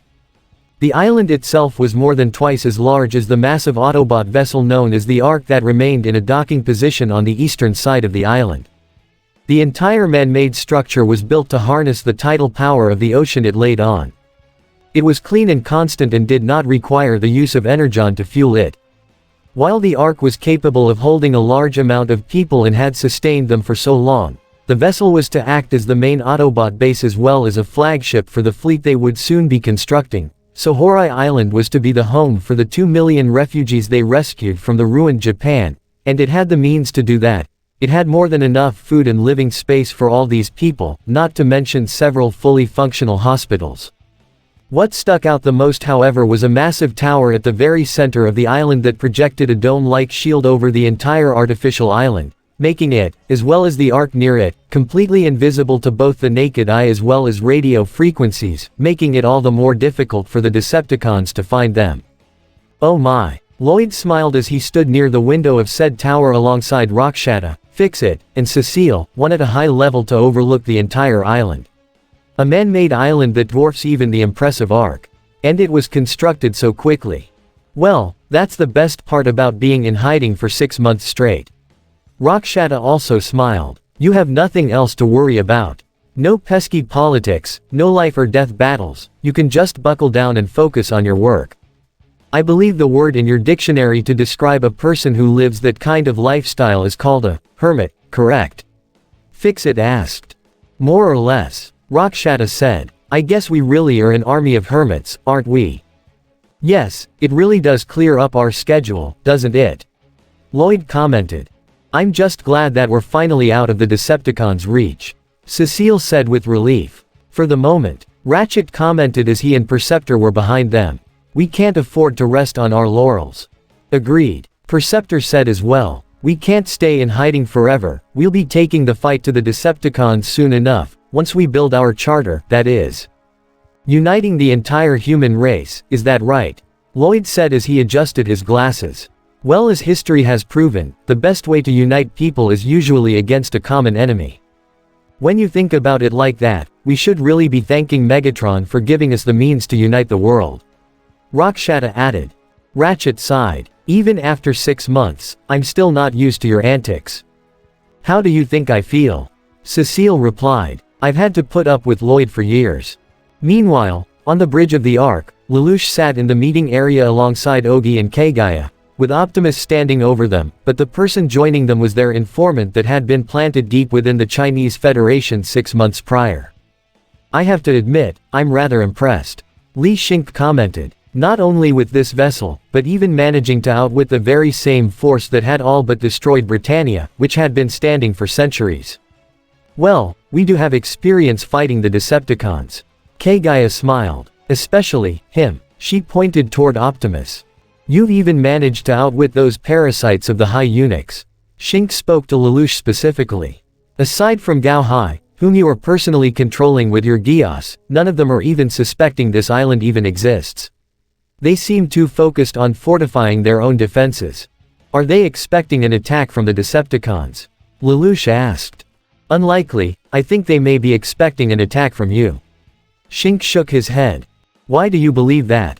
Optimus asked. I overheard the other eunuchs talking about a possible negotiation strategy with the Decepticons. Xingke commented, causing him to scowl.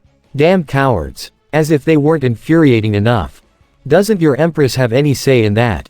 Ogi asked. No, Xingke replied. She's nothing more than a figurehead for them. Once they've joined up with your enemy, I'm certain they'll get rid of her immediately. He said in disgust while clenching his fists. Lelouch recognized the rage and burning resolve in Xingke's face. It was one he had seen on himself in the mirror whenever Nunnally was in danger.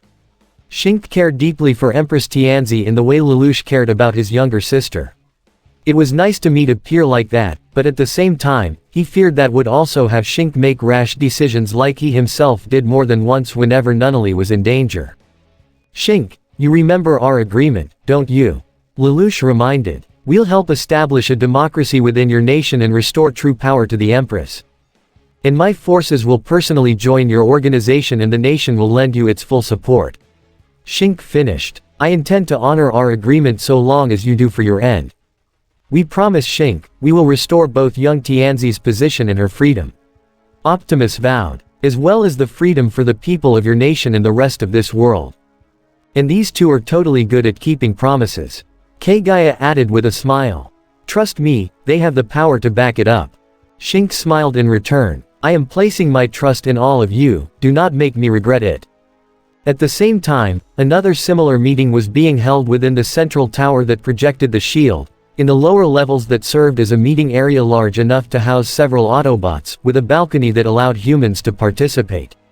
Currently, the only Autobot present appeared to be Ultra Magnus, with the humans being Diathard, Wizard, Geass, as well as Kirihara and the rest of Kyoto. It appears we have successfully dealt a devastating blow to those vile Decepticons. Kirihara said. We've saved countless innocent lives, and their main vessel has been neutralized. We were able to broadcast the outcome of that battle to the rest of the world. Diathard reported. Because of that, multiple resistance pockets have appeared and have already begun to rebel, even in areas the Decepticons have already conquered. Have we been able to get in contact with any of them? One member of Kyoto asked. A few have managed to be brought into the Black Knights via our ground bridge system, as well as the connections we had at Peace Mark. Unfortunately, most of these pockets were destroyed the second they arose. Wizard answered. The Decepticons have proven to be more thorough than even Britannia. When you seem more focused on the act of conquest itself than politics, it does seem simpler. Another member of Kyoto said. Which is why I choose not to engage in politics myself. Geass pointed out. And despite our recent victory, the Decepticons are far from defeated. Ultra Magnus added. The war still rages, and it will continue until we build an army that is large enough and organized to end the threat. With that in mind, we should talk about potential candidates of people more willing to join our cause. Diathard said. I trust the connections from Peace Mark can help us in that regard. Geass asked Wizard specifically. Oh yes, quite. Wizard answered, smiling under his flashy mask. Meanwhile, in the main hospital building, Gino had recently woken up from being checked over by Akari Kazuki to make sure he didn't have anything inside him that would allow the Decepticons to track him. Fortunately, that was not the case. As he sat up in his hospital bed, he was being visited by his colleagues from the former Knights of the Round, Nonette and Monica, as well as classmates from the Ashford Student Council, Colin, Suzaku, and Rai. The later dropped off Arthur on his bed, who was already purring at his side as Gino petted him. "Glad to see you're still in one piece, Gino." Nonette smiled as she gave him a brief hug, which he was happy to return. "Yeah, it's good to see you guys too." Gino smiled back before it faded. "I'm sorry for all that happened, being forced to fight you." "That wasn't your fault," Suzaku quickly told him. "The Decepticons forced you to do that. It wasn't your choice. But it was my choice to stay behind," Gino said as he glanced toward Colin. "If I went with you to your base 6 months ago." "Look, what's done is done," Colin interrupted. "Yeah, you didn't come with us back then, but you're with us now. So don't worry about it. Right now, we're just glad to finally have you back with us," Monica said with a smile. Gino, however, did not smile. I just wish it was all of us. Anya's still with them." This caused the rest of the group to look down as well, remembering their comrade or classmate. "Well, we saved you, didn't we? We'll save her too," Rai tried to tell him. "Yeah, but she's been acting pretty weird these past 6 months," Gino said. "In fact, ever since we were captured, most of the time, it felt like I was talking to a totally different person." "Maybe something to do with her amnesia?" Rai asked Nonette specifically. "I don't know, she's been like that for as long as we've known her," the former Knight of Nine said with a shrug. "There aren't any official records that say how or why she ended up the way she did," Monica added.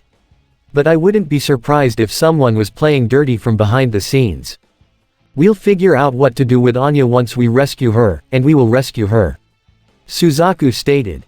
"Right," Colin nodded along with everyone else. "Count me in too," Gino said as he tried to sit up straight. "I want to join you guys. I want to be a Black Knight." "You sure?" Rai asked with a half smirk. "Well, I already turned my back on Britannia when I helped you guys back in Area 11, and Britannia's gone anyway, plus, I want to get the chance to get to know all you guys, to understand why you've been fighting," Gino explained. "I know I'm not the smartest guy or anything like that, but I can tell you're all good people, and bots, and I want to be a part of that." "I'm sure Optimus and Zero will be thrilled to hear that," Monica said. "We'll talk to them about it, and once you have a nightmare, you'll be assigned to a unit." "Cool, can't wait," Gino smirked. "Hey, we gotta go," Colin said. "Sorry to leave you, but there's this big party going on and everyone else is joining in." "We'd invite you too, Gino, but they say you gotta stay here for a little bit while longer." Suzaku smiled apologetically. It's fine," he accepted. "You guys just have fun. I mean, you pretty much totaled the Nemesis, so I'd say you earned a break." "Thanks a bunch, we'll bring you back a slice of pizza for sure though." Nonette smiled before the group left. "But Arthur will be staying here to keep you company." She winked before leaving. Gino sighed with a smile as he leaned back, Arthur curling up on his lap with a purr as the former Knight of Three petted him while looking out the window to the clear blue sky. He could tell that this fight was far from over and there was a lot of work to do, but he was at least happy that he was finally with his friends again. Meanwhile, outside the Archon Command Center appeared to be a massive celebration with virtually every single refugee that the Autobots and Black Knights had saved. Given that they were now free from Decepticon enslavement and had found a safe haven, it only seemed fitting to give the people something to lift their spirits. In fact, several Autobots and Black Knights had joined them as well. In a small building, a trio of individuals appeared to be directing all the festivities taking place, specifically the preparation of a batch of a specific supersized dish. "All right Tai, how are we looking?" Millie asked as she and Sarah were joined by the holographic girl, who projected herself via a small device built onto the building's roof. "All the ingredients are prepared," Tai reported. "Bumblebee, Suzaku, Sideswipe, and Jazz are already flipping the dough as we speak. Wheeljack and Grindcore are handling the toppings, while Air Raid, Hot Shot, and Warpath will take care of heating." 4 20-meter pizzas, Millie said. 80 meters of smoking hot cheese and tomato sauce all at once. That's over 6 times bigger than what we had planned at the school festival more than 6 months ago. Just be sure they get everything right this time around, Sarah stated in a firm tone of voice. The dough can't be too thin, or it'll all fall apart.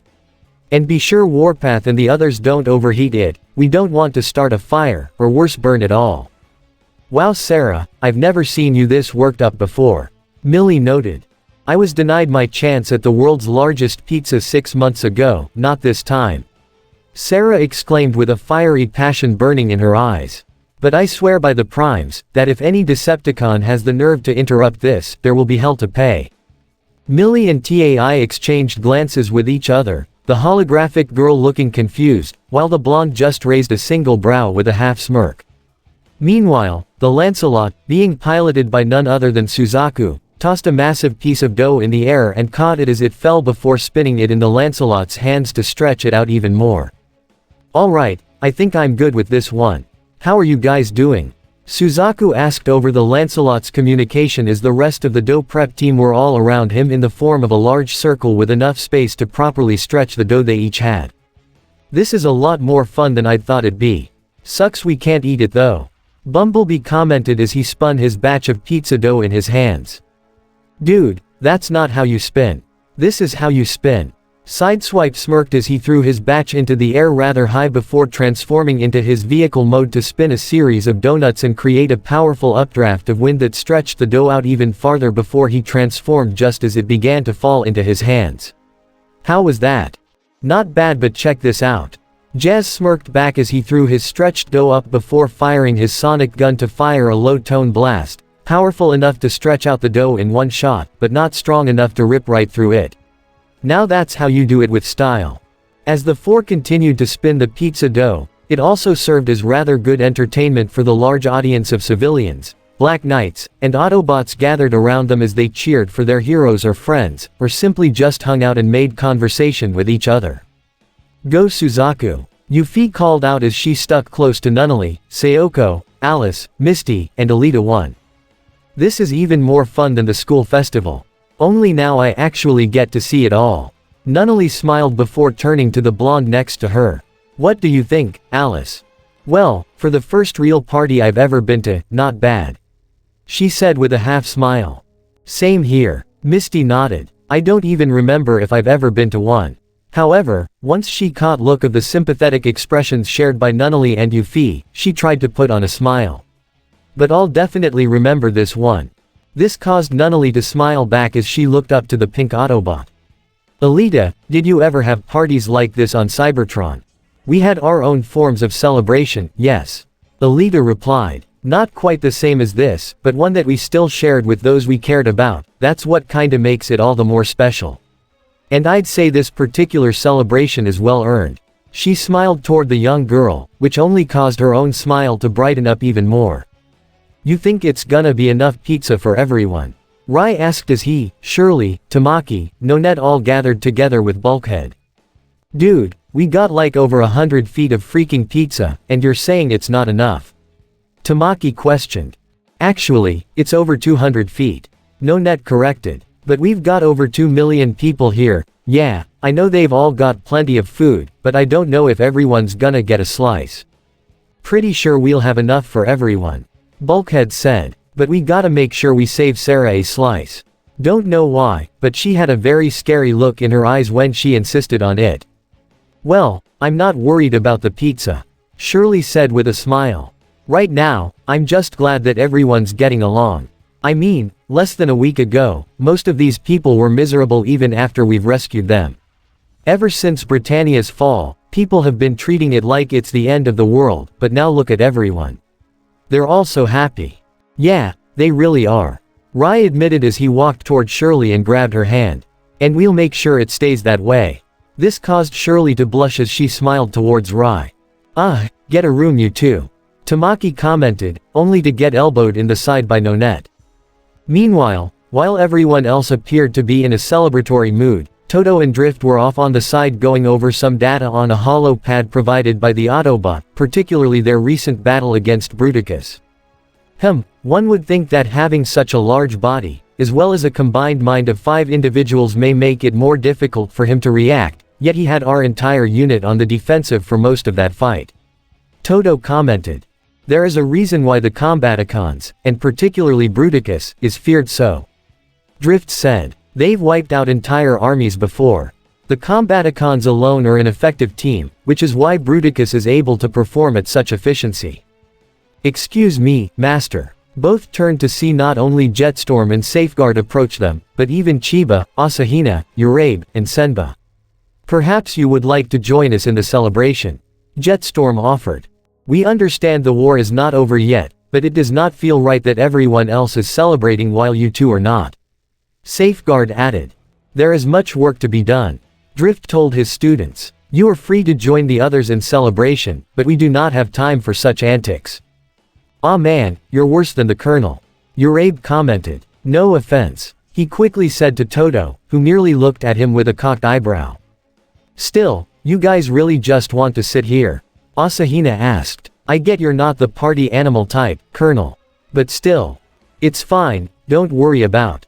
Toto told them. Yes, we'd figured you'd say that. Chiba commented as she walked toward Toto with a plate of steamed dumplings. But I brought you something anyway. Made them myself, hope you like them. Toto nodded as he took one and bit into it.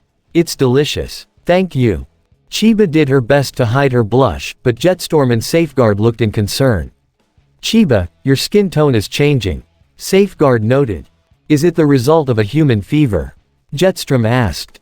No, it's nothing. She turned from them in embarrassment, causing the 2 mini-cons to look in confusion, while Senba, Urabe, and Asahina had knowing smirks on their faces. Alright, the dough is ready.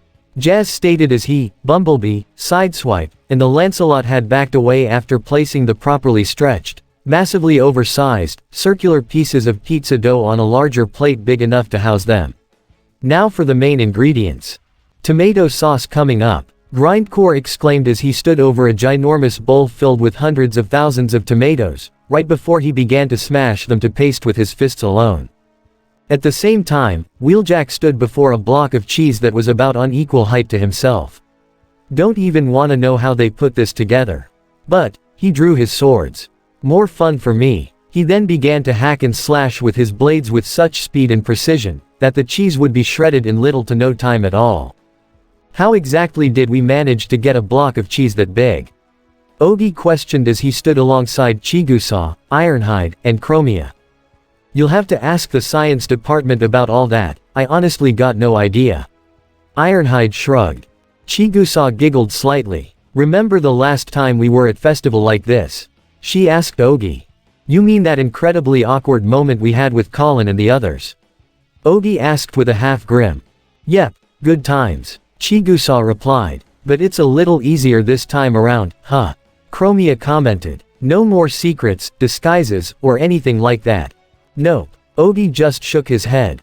Today, it's the time to celebrate and relax. Yeah, but tomorrow is back to work. We're not done yet, Ironhide said with a serious tone of voice.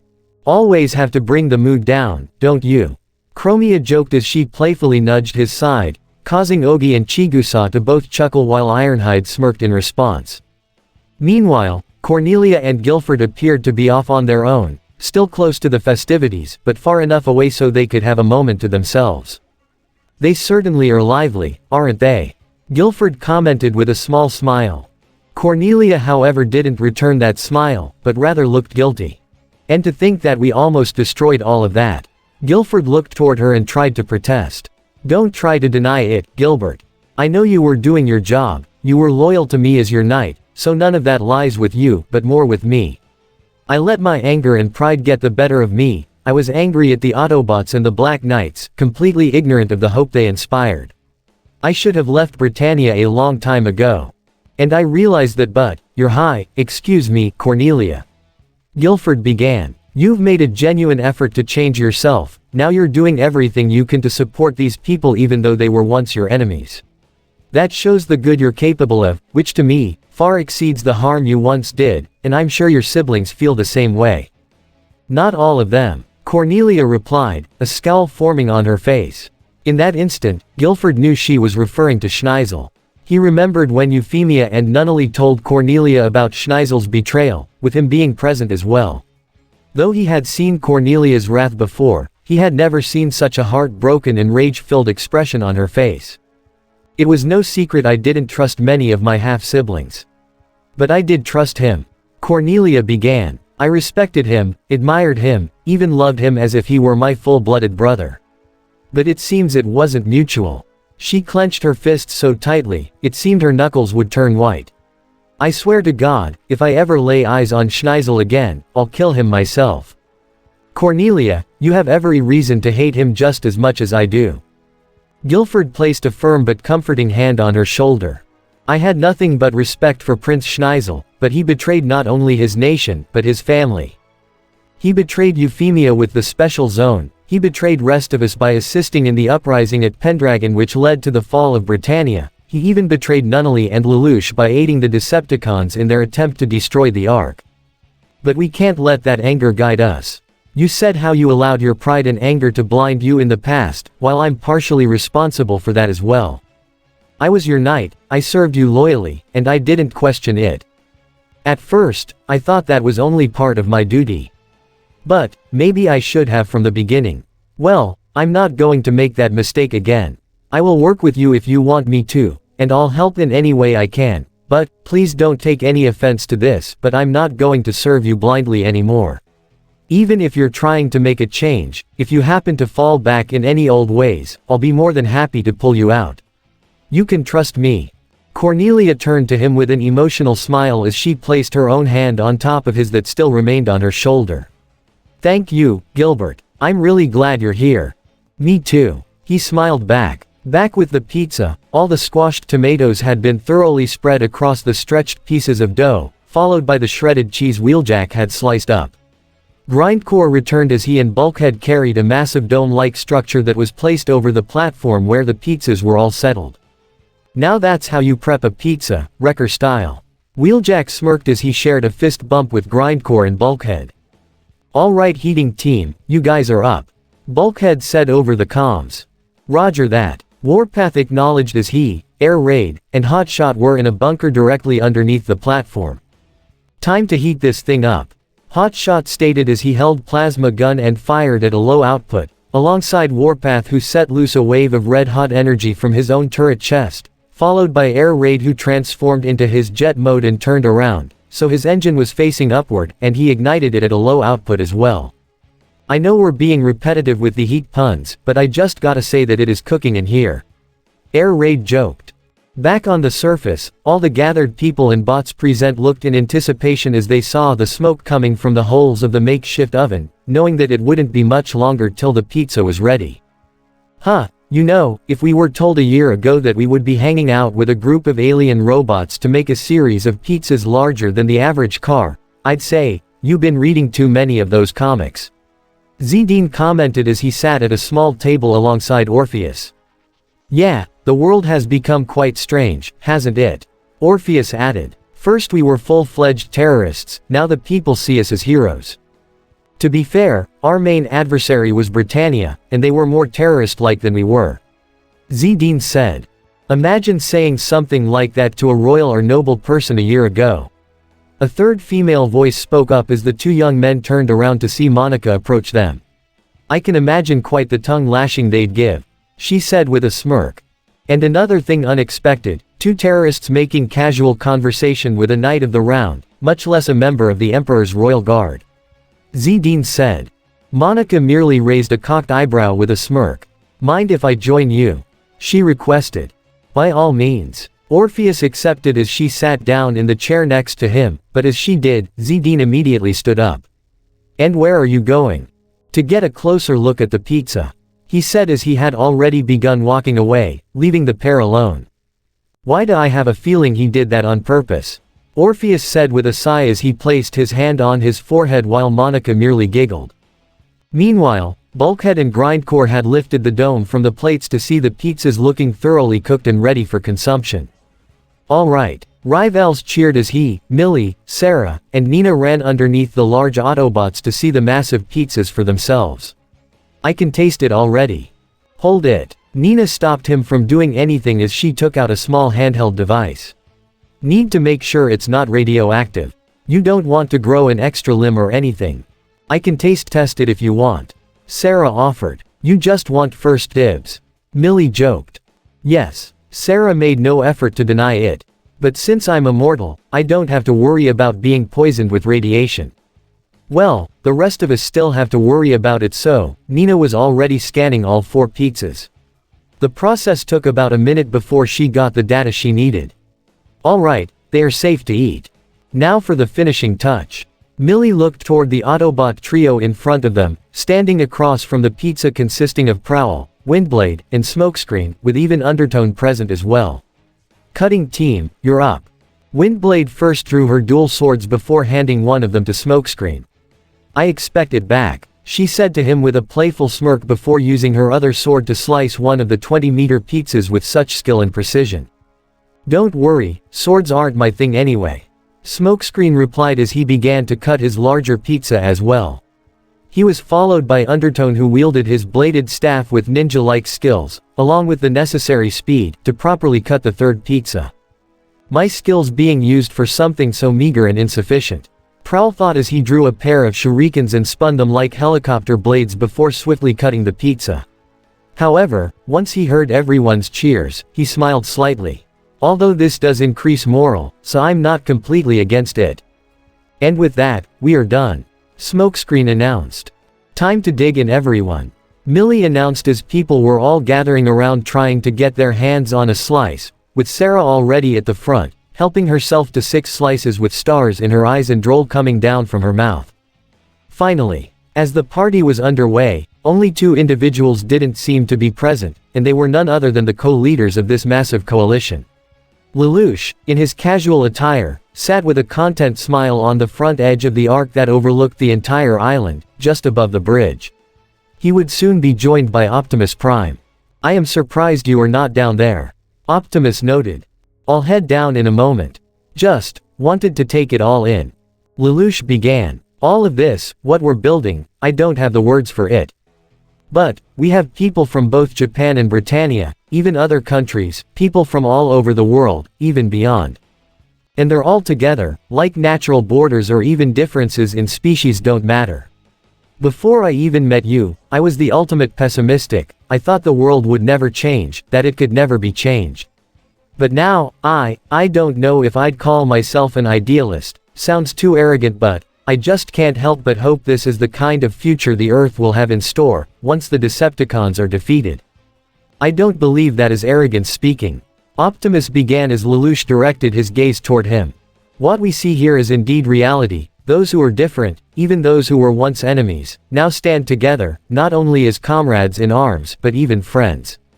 While the road to this future is a difficult one, with many hardships along the way, I do believe that we can build this future for your world. And the fact that you have hope for this future, even after all the hardships you've endured to get to this point, shows just how much you have grown, and how proud I am of you because of that. Well, I had a pretty good role model. Lelouch smiled toward the Autobot leader, who returned with a smile and nod of his own. Geez, you two gonna make out now? They heard Colin's voice from behind as they turned around to see the snarking red-headed Black Knight, along with her Autobot partner, approach them. Why are you standing up here when everyone else is down there? RC asked. Okay, I admit the view's pretty great, and you're not the party-type Optimus. But it wouldn't hurt to join everyone else. In fact, we're not even giving you a choice. Colin smirked as she grabbed Lelouch by the hand and began to pull him away. Come on, Lelouch. Whoa, hey, Colin. I was coming down anyway. Lelouch said in a protest, despite the smile he still had on his face. I know, but I still wanted to drag your lazy ass anyway. She replied as she continued to playfully pull him away. RC then walked up to her own leader with crossed arms and a cocked eyebrow as they watched the exchange. You better be careful not to leave too much of an impression on him. No offense, Optimus, but he is still a kid, and he could use a break every now and then. You need not worry, RC. Optimus assured. While I don't regret the choices I've made in my life to get to where I am now, I wouldn't wish this sort of path for Lelouch either. So long as he is with his friends and family, that is enough. Well, I'd say you've done a pretty good job. I remember that arrogant little prince when he first came to the Ark, hard to believe he's the same person he is now. You know he sees you like a father, right? RC reminded him. I'm aware. Optimus acknowledged. While this alliance of Autobots and Black Knights are a strong fighting force, I believe they have become something far greater than an army, a human concept that we have learned since coming to Earth, family. New Count, Darkmount. The leader of the Decepticons sat on his throne with Starscream, Steeljaw, and Skybite by his side, along with Schneisel who stood on a small hovering platform that enabled him to stand on equal height with the gathered Decepticons. All 5 of them faced Soundwave, who was broadcasting 2 holograms of Knockout and Thundercracker. What is the status of the Nemesis? Megatron questioned. Unfortunately, all major systems have suffered critical damage, Lord Megatron. Thundercracker reported. The Ark's attack was precise, the enemy wasn't shooting in a desperate attempt to flee, they had intended to cripple us. One of the targets that got the worst of it was the Nemesis power core. Knockout also reported with a wince. And unfortunately, many of the new openings that was made in the ship's hull have now become overflown with molten lava, including the main energon infuser. We can get it repaired, but it will take some time. Do everything you can. My fleet is currently scattered, trying to suppress all the increased attacks. I need my flagship operational as soon as possible. Megatron ordered. We'll do what we can, Lord Megatron. Thundercracker bowed before his and Knockout's transmission cut off, leaving the Decepticon leader less than pleased. Well, that certainly makes things difficult for us. Skybite commented. Not only have the Autobots and Black Knights escaped, but their very presence has already incited multiple rebellions across this planet. Starscream exclaimed. Something must be done. Schneisel, how goes your negotiations with the High Eunuchs? Megatron asked. A little more difficult than expected, my lord. Schneisel answered. Though they seem willing to cooperate, they are very insistent on being considered equals with you. Starscream groaned in irritation. Why would they even consider something so audacious? They are neither warriors nor strategists. Just more annoying politicians. We should enslave the Chinese Federation and wipe them out as we did Britannia. Have you forgotten where we currently stand, Starscream? Steeljaw told him. Britannia was effectively destroyed because we had both numbers and superior firepower, but more importantly, our main force of resistance, the Autobots and the Black Knights, had gone into hiding and were unable to oppose us. But that is no longer the case. He's right. Skybite agreed. As you so kindly pointed out, Starscream. The reappearance of our enemies has caused multiple small rebellions to pop up, stretching our forces while our main flagship is grounded. Our forces are stretched too thin to go to war with another superpower, and I'm certain the bots and knights would more than take advantage of that. I believe the human phrase for this is, caught between a rock and a hard place. He briefly turned to Schneisel. That is what you say, right? Did I get it right? Yes, you got it right. Schneisel confirmed. Enough. Megatron stated as he stood from his throne. No one dared to speak against him at the moment as he still appeared livid from his recent defeat, not because of the defeat itself, but because it was Lelouch who dealt the blow to him. Even after Megatron's attempts to break him, he still bounced back and proved to be as strong as before, if not stronger. Optimus, influence and stubbornness was plain to see. We speak of the Chinese Federation, but what of the European Union, as well as the tributary state, Euro-Britannia? Megatron asked. Ever since Britannia's fall, Euro-Britannia has claimed their own independence. Schneisel explained. And, right after the Empire's collapse, the EU began to attack in earnest, believing Euro-Britannia to be vulnerable now that the main empire was no longer supplying them.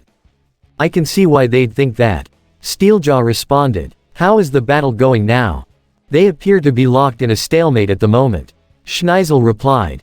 Do you think Euro-Britannia may be willing to cooperate with us? Steeljaw asked again. Unlikely, not of their own accord. The former prince began to explain. Even before the fall, tension between us and them was rather high. Despite being technically considered a Britannian state, Euro-Britannia has been more lenient in its enforcement. It does not employ the number and area system that Britannia once did. Who is in charge? Skybite asked. Grand Duke Augusta Henry Highland, also known as Grand Duke Valens. Schneisel responded. Despite being a Britannian noble, he doesn't exercise the same ruthless authority that my late father once would. He's even cautious to avoid civilian casualties, even those within the EU. I'm surprised your father even let him stay in power despite that. Starscream commented. I can even see the late Charles all but obliterating Euro-Britannia entirely. My late father and Grand Duke Valens may not have seen eye to eye, but Charles was not insane enough to start a Britannian civil war. That would lead to even further conflict that would have ultimately destabilized Britannia, though he had been looking for ways to directly take control of Euro-Britannia in a more subtle way. Schneisel replied. Then we shall do what your father could not. Megatron began as he turned to his subordinates. Steeljaw, Skybite, I am sending the two of you to Euro-Britannia. You are to meet with Valens and persuade him to side Euro-Britannia with our cause. Should he agree to join us, we will provide him with sufficient armament, and we will allow them to destroy the EU for us, wiping out another superpower with less effort than we did in destroying Britannia. During which, Starscream and Schneisel will continue to negotiate with the High Eunuchs and see to it that the Chinese Federation is brought into our fold as well.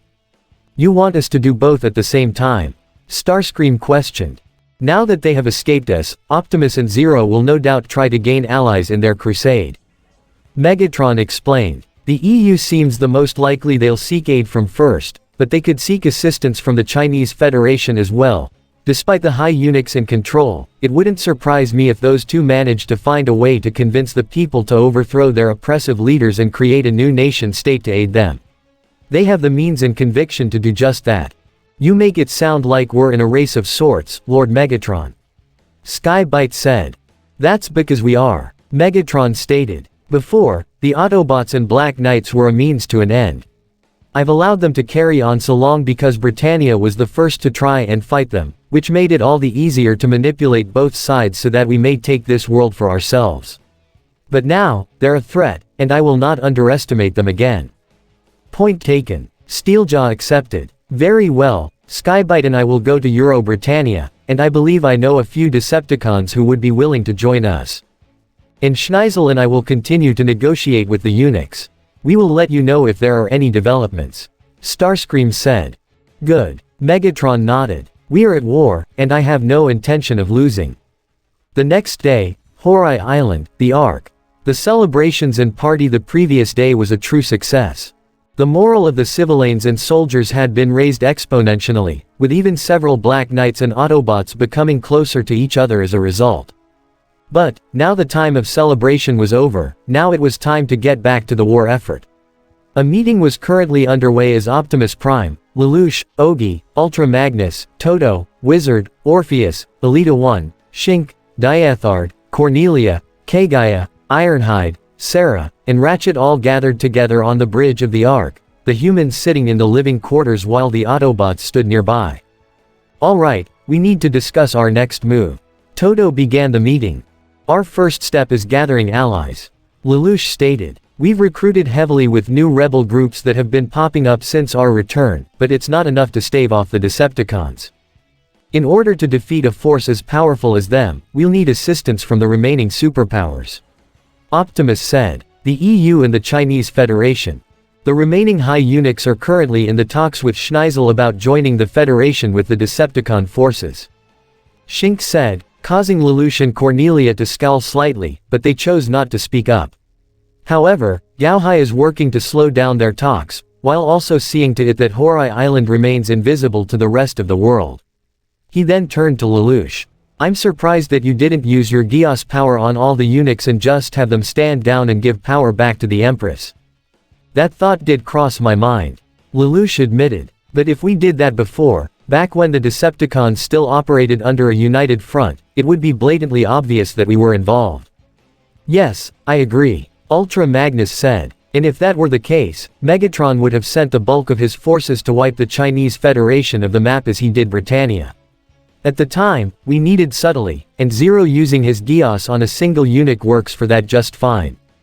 But with the Nemesis temporarily out of commission, as well as the many uprisings and rebellions, the Decepticon forces have become scattered and are stretched too thin. Ratchet said. But that won't last long, we need to move and gather our allies now. I'm a close personal friend of the Empress. Kagaya pointed out. Aside from Gao Hai, far as the eunuchs are concerned, I'm just Tianzi's playmate, but I can work with Shink from the sidelines to slow the negotiations between them and the Decepticons. Just be careful around Schneisel. Cornelia advised. He might come off as kind or even indifferent, but he'll read you like a book. And if he suspects something is wrong with Gao Hai, don't worry, I'll be careful. Gaia assured. So, for the moment, the Chinese Federation is covered, that just leaves the EU. Alita 1 said. What's the situation there? They and Euro-Britannia are in a deadlock. Wizard replied. They have the means to keep fighting, but I don't see either of them winning without totally exhausting themselves. Ironhide looked more than a little annoyed. There are bigger things to worry about right now, but they're still too focused on trying to one-up each other. Is there a way we can get both on our side? Ogi suggested. I mean, the EU seems pretty obvious, but since we have 3 Britannian royals currently on our side, 4 if you count Lelouch.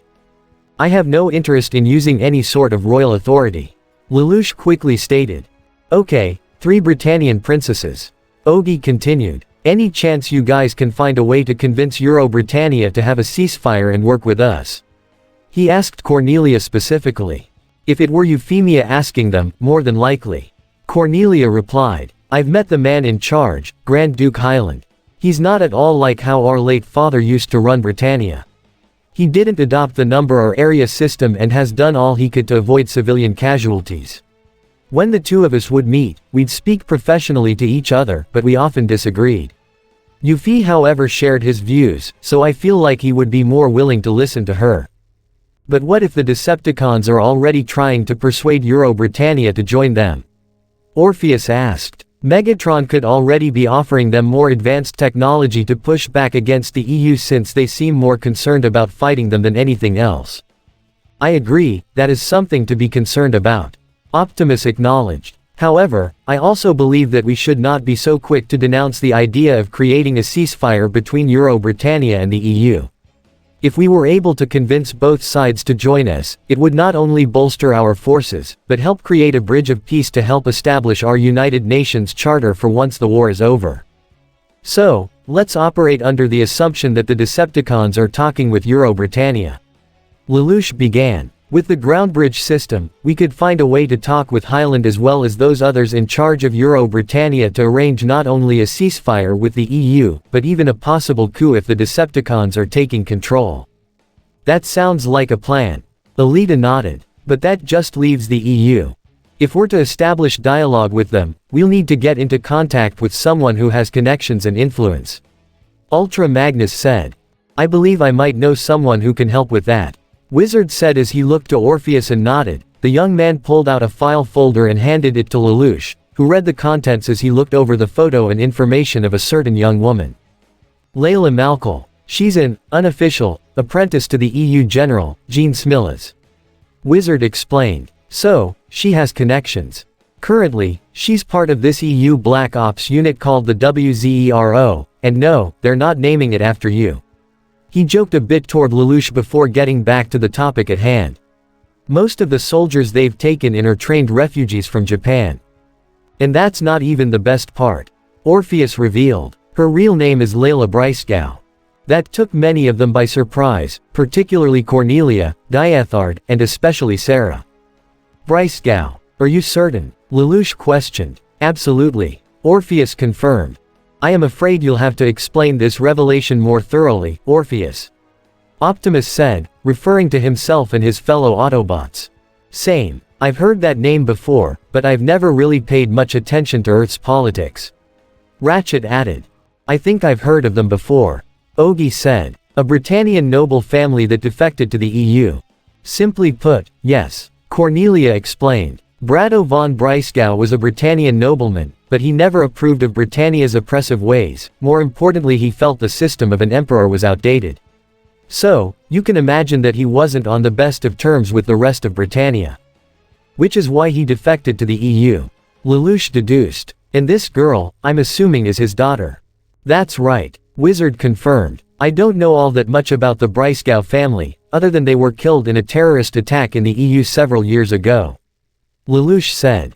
The Breisgau family was something that I followed rather closely early in my career. Diethard explained. He was greatly loathed by Britannia, but he gained a large support in the EU. They even went as far to grant him the moniker of the Assembly Man. But he was killed in a terrorist attack 11 years ago, with his wife and daughter presumed deceased as well.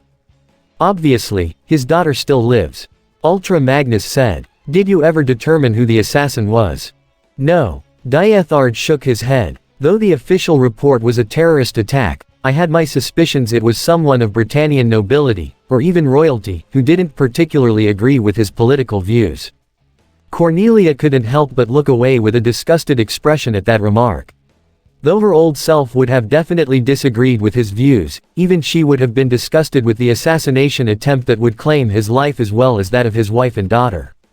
If he were a warrior, she'd happily challenge him to a duel to settle their differences, but he was not, and she would happily have killed the real assassin who tried to take those innocent lives. So, what do we know about Layla herself? Ironhide asked. She's a humanitarian, following her father's footsteps in his liberal views. Wizard replied. Currently, she lives with the Malkal family, but they seem more to use her just to have Britannian noble blood in their family line. But still, I would think Layla could be a valuable ally to us, maybe even a full-fledged Black Knight herself. Then it seems we have a plan. Lelouch said. We'll find a way to get in contact with her, and by extension, this General Jean Smil is to try and find a means to talk with the EU's higher-ups, while also working to meet with Euro-Britannia's Grand Duke Hyland for a possible ceasefire and alliance. We should also have most of our own forces remain on standby here, if in the event the situation with the High Eunuchs escalates and the Decepticons discover our location. Toto advised. Agreed. Optimus nodded. We'll send a select few Autobots and Black Knights to the EU, while maintain communication to send reinforcements if necessary, while everyone else will monitor the ongoing situation in the Chinese Federation. I will remain here. Are you sure, Optimus? Lelouch asked. You are one of the faces of this resistance. And you are the other, Lelouch.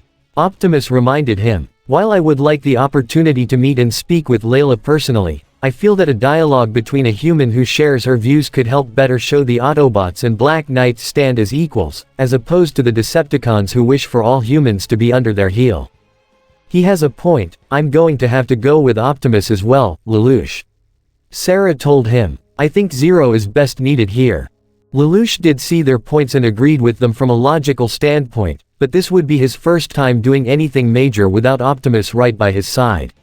He was by far no means entirely dependable on Optimus. He could definitely speak and handle himself quite well, but it just didn't feel right not to have Optimus there with him. But still, he knew Optimus had faith in him, and he was not about to disappoint. Very well, but we should still have some high-ranking Autobots by our side as well. Lelouch said. Ultra Magnus, Elita 1, would you be willing to join me as well? Of course. Ultra Magnus nodded. We'd be happy to. Elita smiled. I believe I may have an idea of who to send to the EU while everyone else remains here. Lelouch began. From the Zero Squad alongside Elita, we'll need Colin, Bumblebee, RC, Suzaku, Sideswipe, and Orpheus. From the Elite Guard, we'll have Ultra Magnus, Smokescreen, Strongarm, Prowl, and Monica. From the Wreckers, Bulkhead, Rye, and Grindcore. We'll also need Jetfire, Euphemia, Sarah, and let's bring Gino in as well. I guess that officially makes him a Black Knight, then. Cornelia asked teasingly. He was pretty insistent, and he was a Knight of the Round, so his nightmare skills would definitely come in handy. Lelouch replied. Speaking of which, his new nightmare is ready. Ratchet told him, so he should be ready for deployment as soon as possible. Then it seems we have our strategy. Ultra Magnus deduced. That is a very well-balanced team, Zero. I am certain we'll be more than capable of contributing should the need for battle arise. Then it's settled. We'll get everyone ready. Ogi said as everyone stood up. The meeting now dismissed as all bots and people began to leave, all except for a certain immortal. Wait, Lelouch, Optimus, can I speak with you for a moment? Sarah asked the two as everyone else already left. Though curious, neither saw any issue as they directed their attention toward her. Is something the matter, Sarah? Optimus asked. Well, no, nothing wrong per se. Sarah began. It's just, Layla. There's something you need to know about her. What is it? Lelouch asked. 11 years ago, Shortly after her parents died, I formed a contract with her. Explosions, gunfire, cries of battle and death, all this echoed around him as he rode his Alexander Nightmare, currently in its insect mode that allowed him to move swiftly throughout the warzone around him. He knew his mission, what he and his squad were sent here to do: wipe out the Britannian forces around the city of Narva where EU military forces were currently trapped. He knew his mission and what he had to do, and that only served to add fuel to the fire that burned inside him. Die. Die. The young Japanese man with blue eyes and long blue hair called out with a wide grin, which only seemed to cause the red rings in his eyes to glow brighter as he went on the attack, his nightmare's turrets tearing through every single Sutherland that he set his eyes on. Die. However, it wasn't long before he ran out of ammo, causing his adrenaline to die down, and the glow in his eyes to fade as he adopted a serious expression to take note of the change in the situation. "Seems I'm surrounded," he muttered to himself, while also taking note that all units in his squadron had been wiped out by this point, mostly because of the self-destruct operation that had been installed in their nightmares as well as his own. He then noticed an alert on the screen of his cockpit. Self-destruct disengaged. The red ring in his eyes suddenly reappeared. He discarded the empty guns from his Alexander as he set his sights on the incoming enemy forces. Still in its insect mode, the Alexander shot toward the nearest Sutherland, jumping and swerving to the side with such speed and swiftness that not a single bullet so much as scratched his nightmare. The Alexander leapt into the air before transforming into a humanoid appearance while drawing a tonfa-like weapon before charging at a Sutherland that tried to shoot at him, only for him to dodge to the side and strike at the Sutherland's cockpit, killing the pilot inside with one strike. More gunfire was shot his way as he transformed his Alexander into its insect mode to zoom directly at the Sutherland, shooting at him before transforming again to draw both his tonfas and beat the Sutherland down with little effort. Die. He shouted before noticing another Sutherland, the red ring in his eyes vanishing before leaping his nightmare back to avoid the spear lunged at him by what appeared to be the commanding Sutherland, evident by its cape. Both units then charged at each other to strike and parry their respective weapons of tonfas and sword against one another. "God damn you to hell!" he heard the enemy pilot shout, the red ring in his own eyes appearing again as the young man inside roared to strike with enough force with his right tonfa to knock the sword out of the Sutherland's hands and use the left tonfa to obliterate the cockpit with a single strike. On his radar screen, he saw there were only a select few remaining enemy units left. No time like the present, he transformed his Alexander into its insect mode to scurry after them. The Sutherlands backed up out of the forest and into a swampy area as they tried to shoot at the incoming Alexander, which was able to avoid all their bullets with no effort. He then leapt toward the nearest Sutherland to knock the rifle out of its hand before transforming into his humanoid form as he landed, striking it multiple times with his tonfas until it was completely crushed. "Now die." He then shot toward the second one that tried to shoot him down, leaping into the air and landing at its rear, before ruthlessly smashing it to pieces from behind. He then did the same for the third and completely destroyed it in 2 seconds flat before moving on to his next and final target. Die. The command model Sutherland tried to lunge its spear at him, but he leapt over him and prepared to strike from the air. Die. The strike knocked the Sutherland back, but the pilot quickly stabilized it before drawing one of his blades and going on the attack. "Sorry pal, I don't believe in ghosts," he shouted to the one he could only guess was the infamous Ghost of Hannibal, who blocked the sword by crossing his tonfas, only for him to throw one tonfa away and lunge his Alexander's fist directly toward the cockpit, the fist dislodging to reveal a concealed blade that shot out and impaled the entire cockpit, pilot included. He drew back his blade as the disabled Nightmare fell to the ground before he smiled as he knew his mission was complete. He reeled his Alexander back as it gave a loud alarm-like noise that rang through the air, almost like a monster's cry. Just another mission for the pilot of the WZERO unit, Akito Hyuga. And this at the end of Season 2 Part 3 of this What If. Hope you guys like it. Do not forget to leave a comment down below and subscribe to the channel.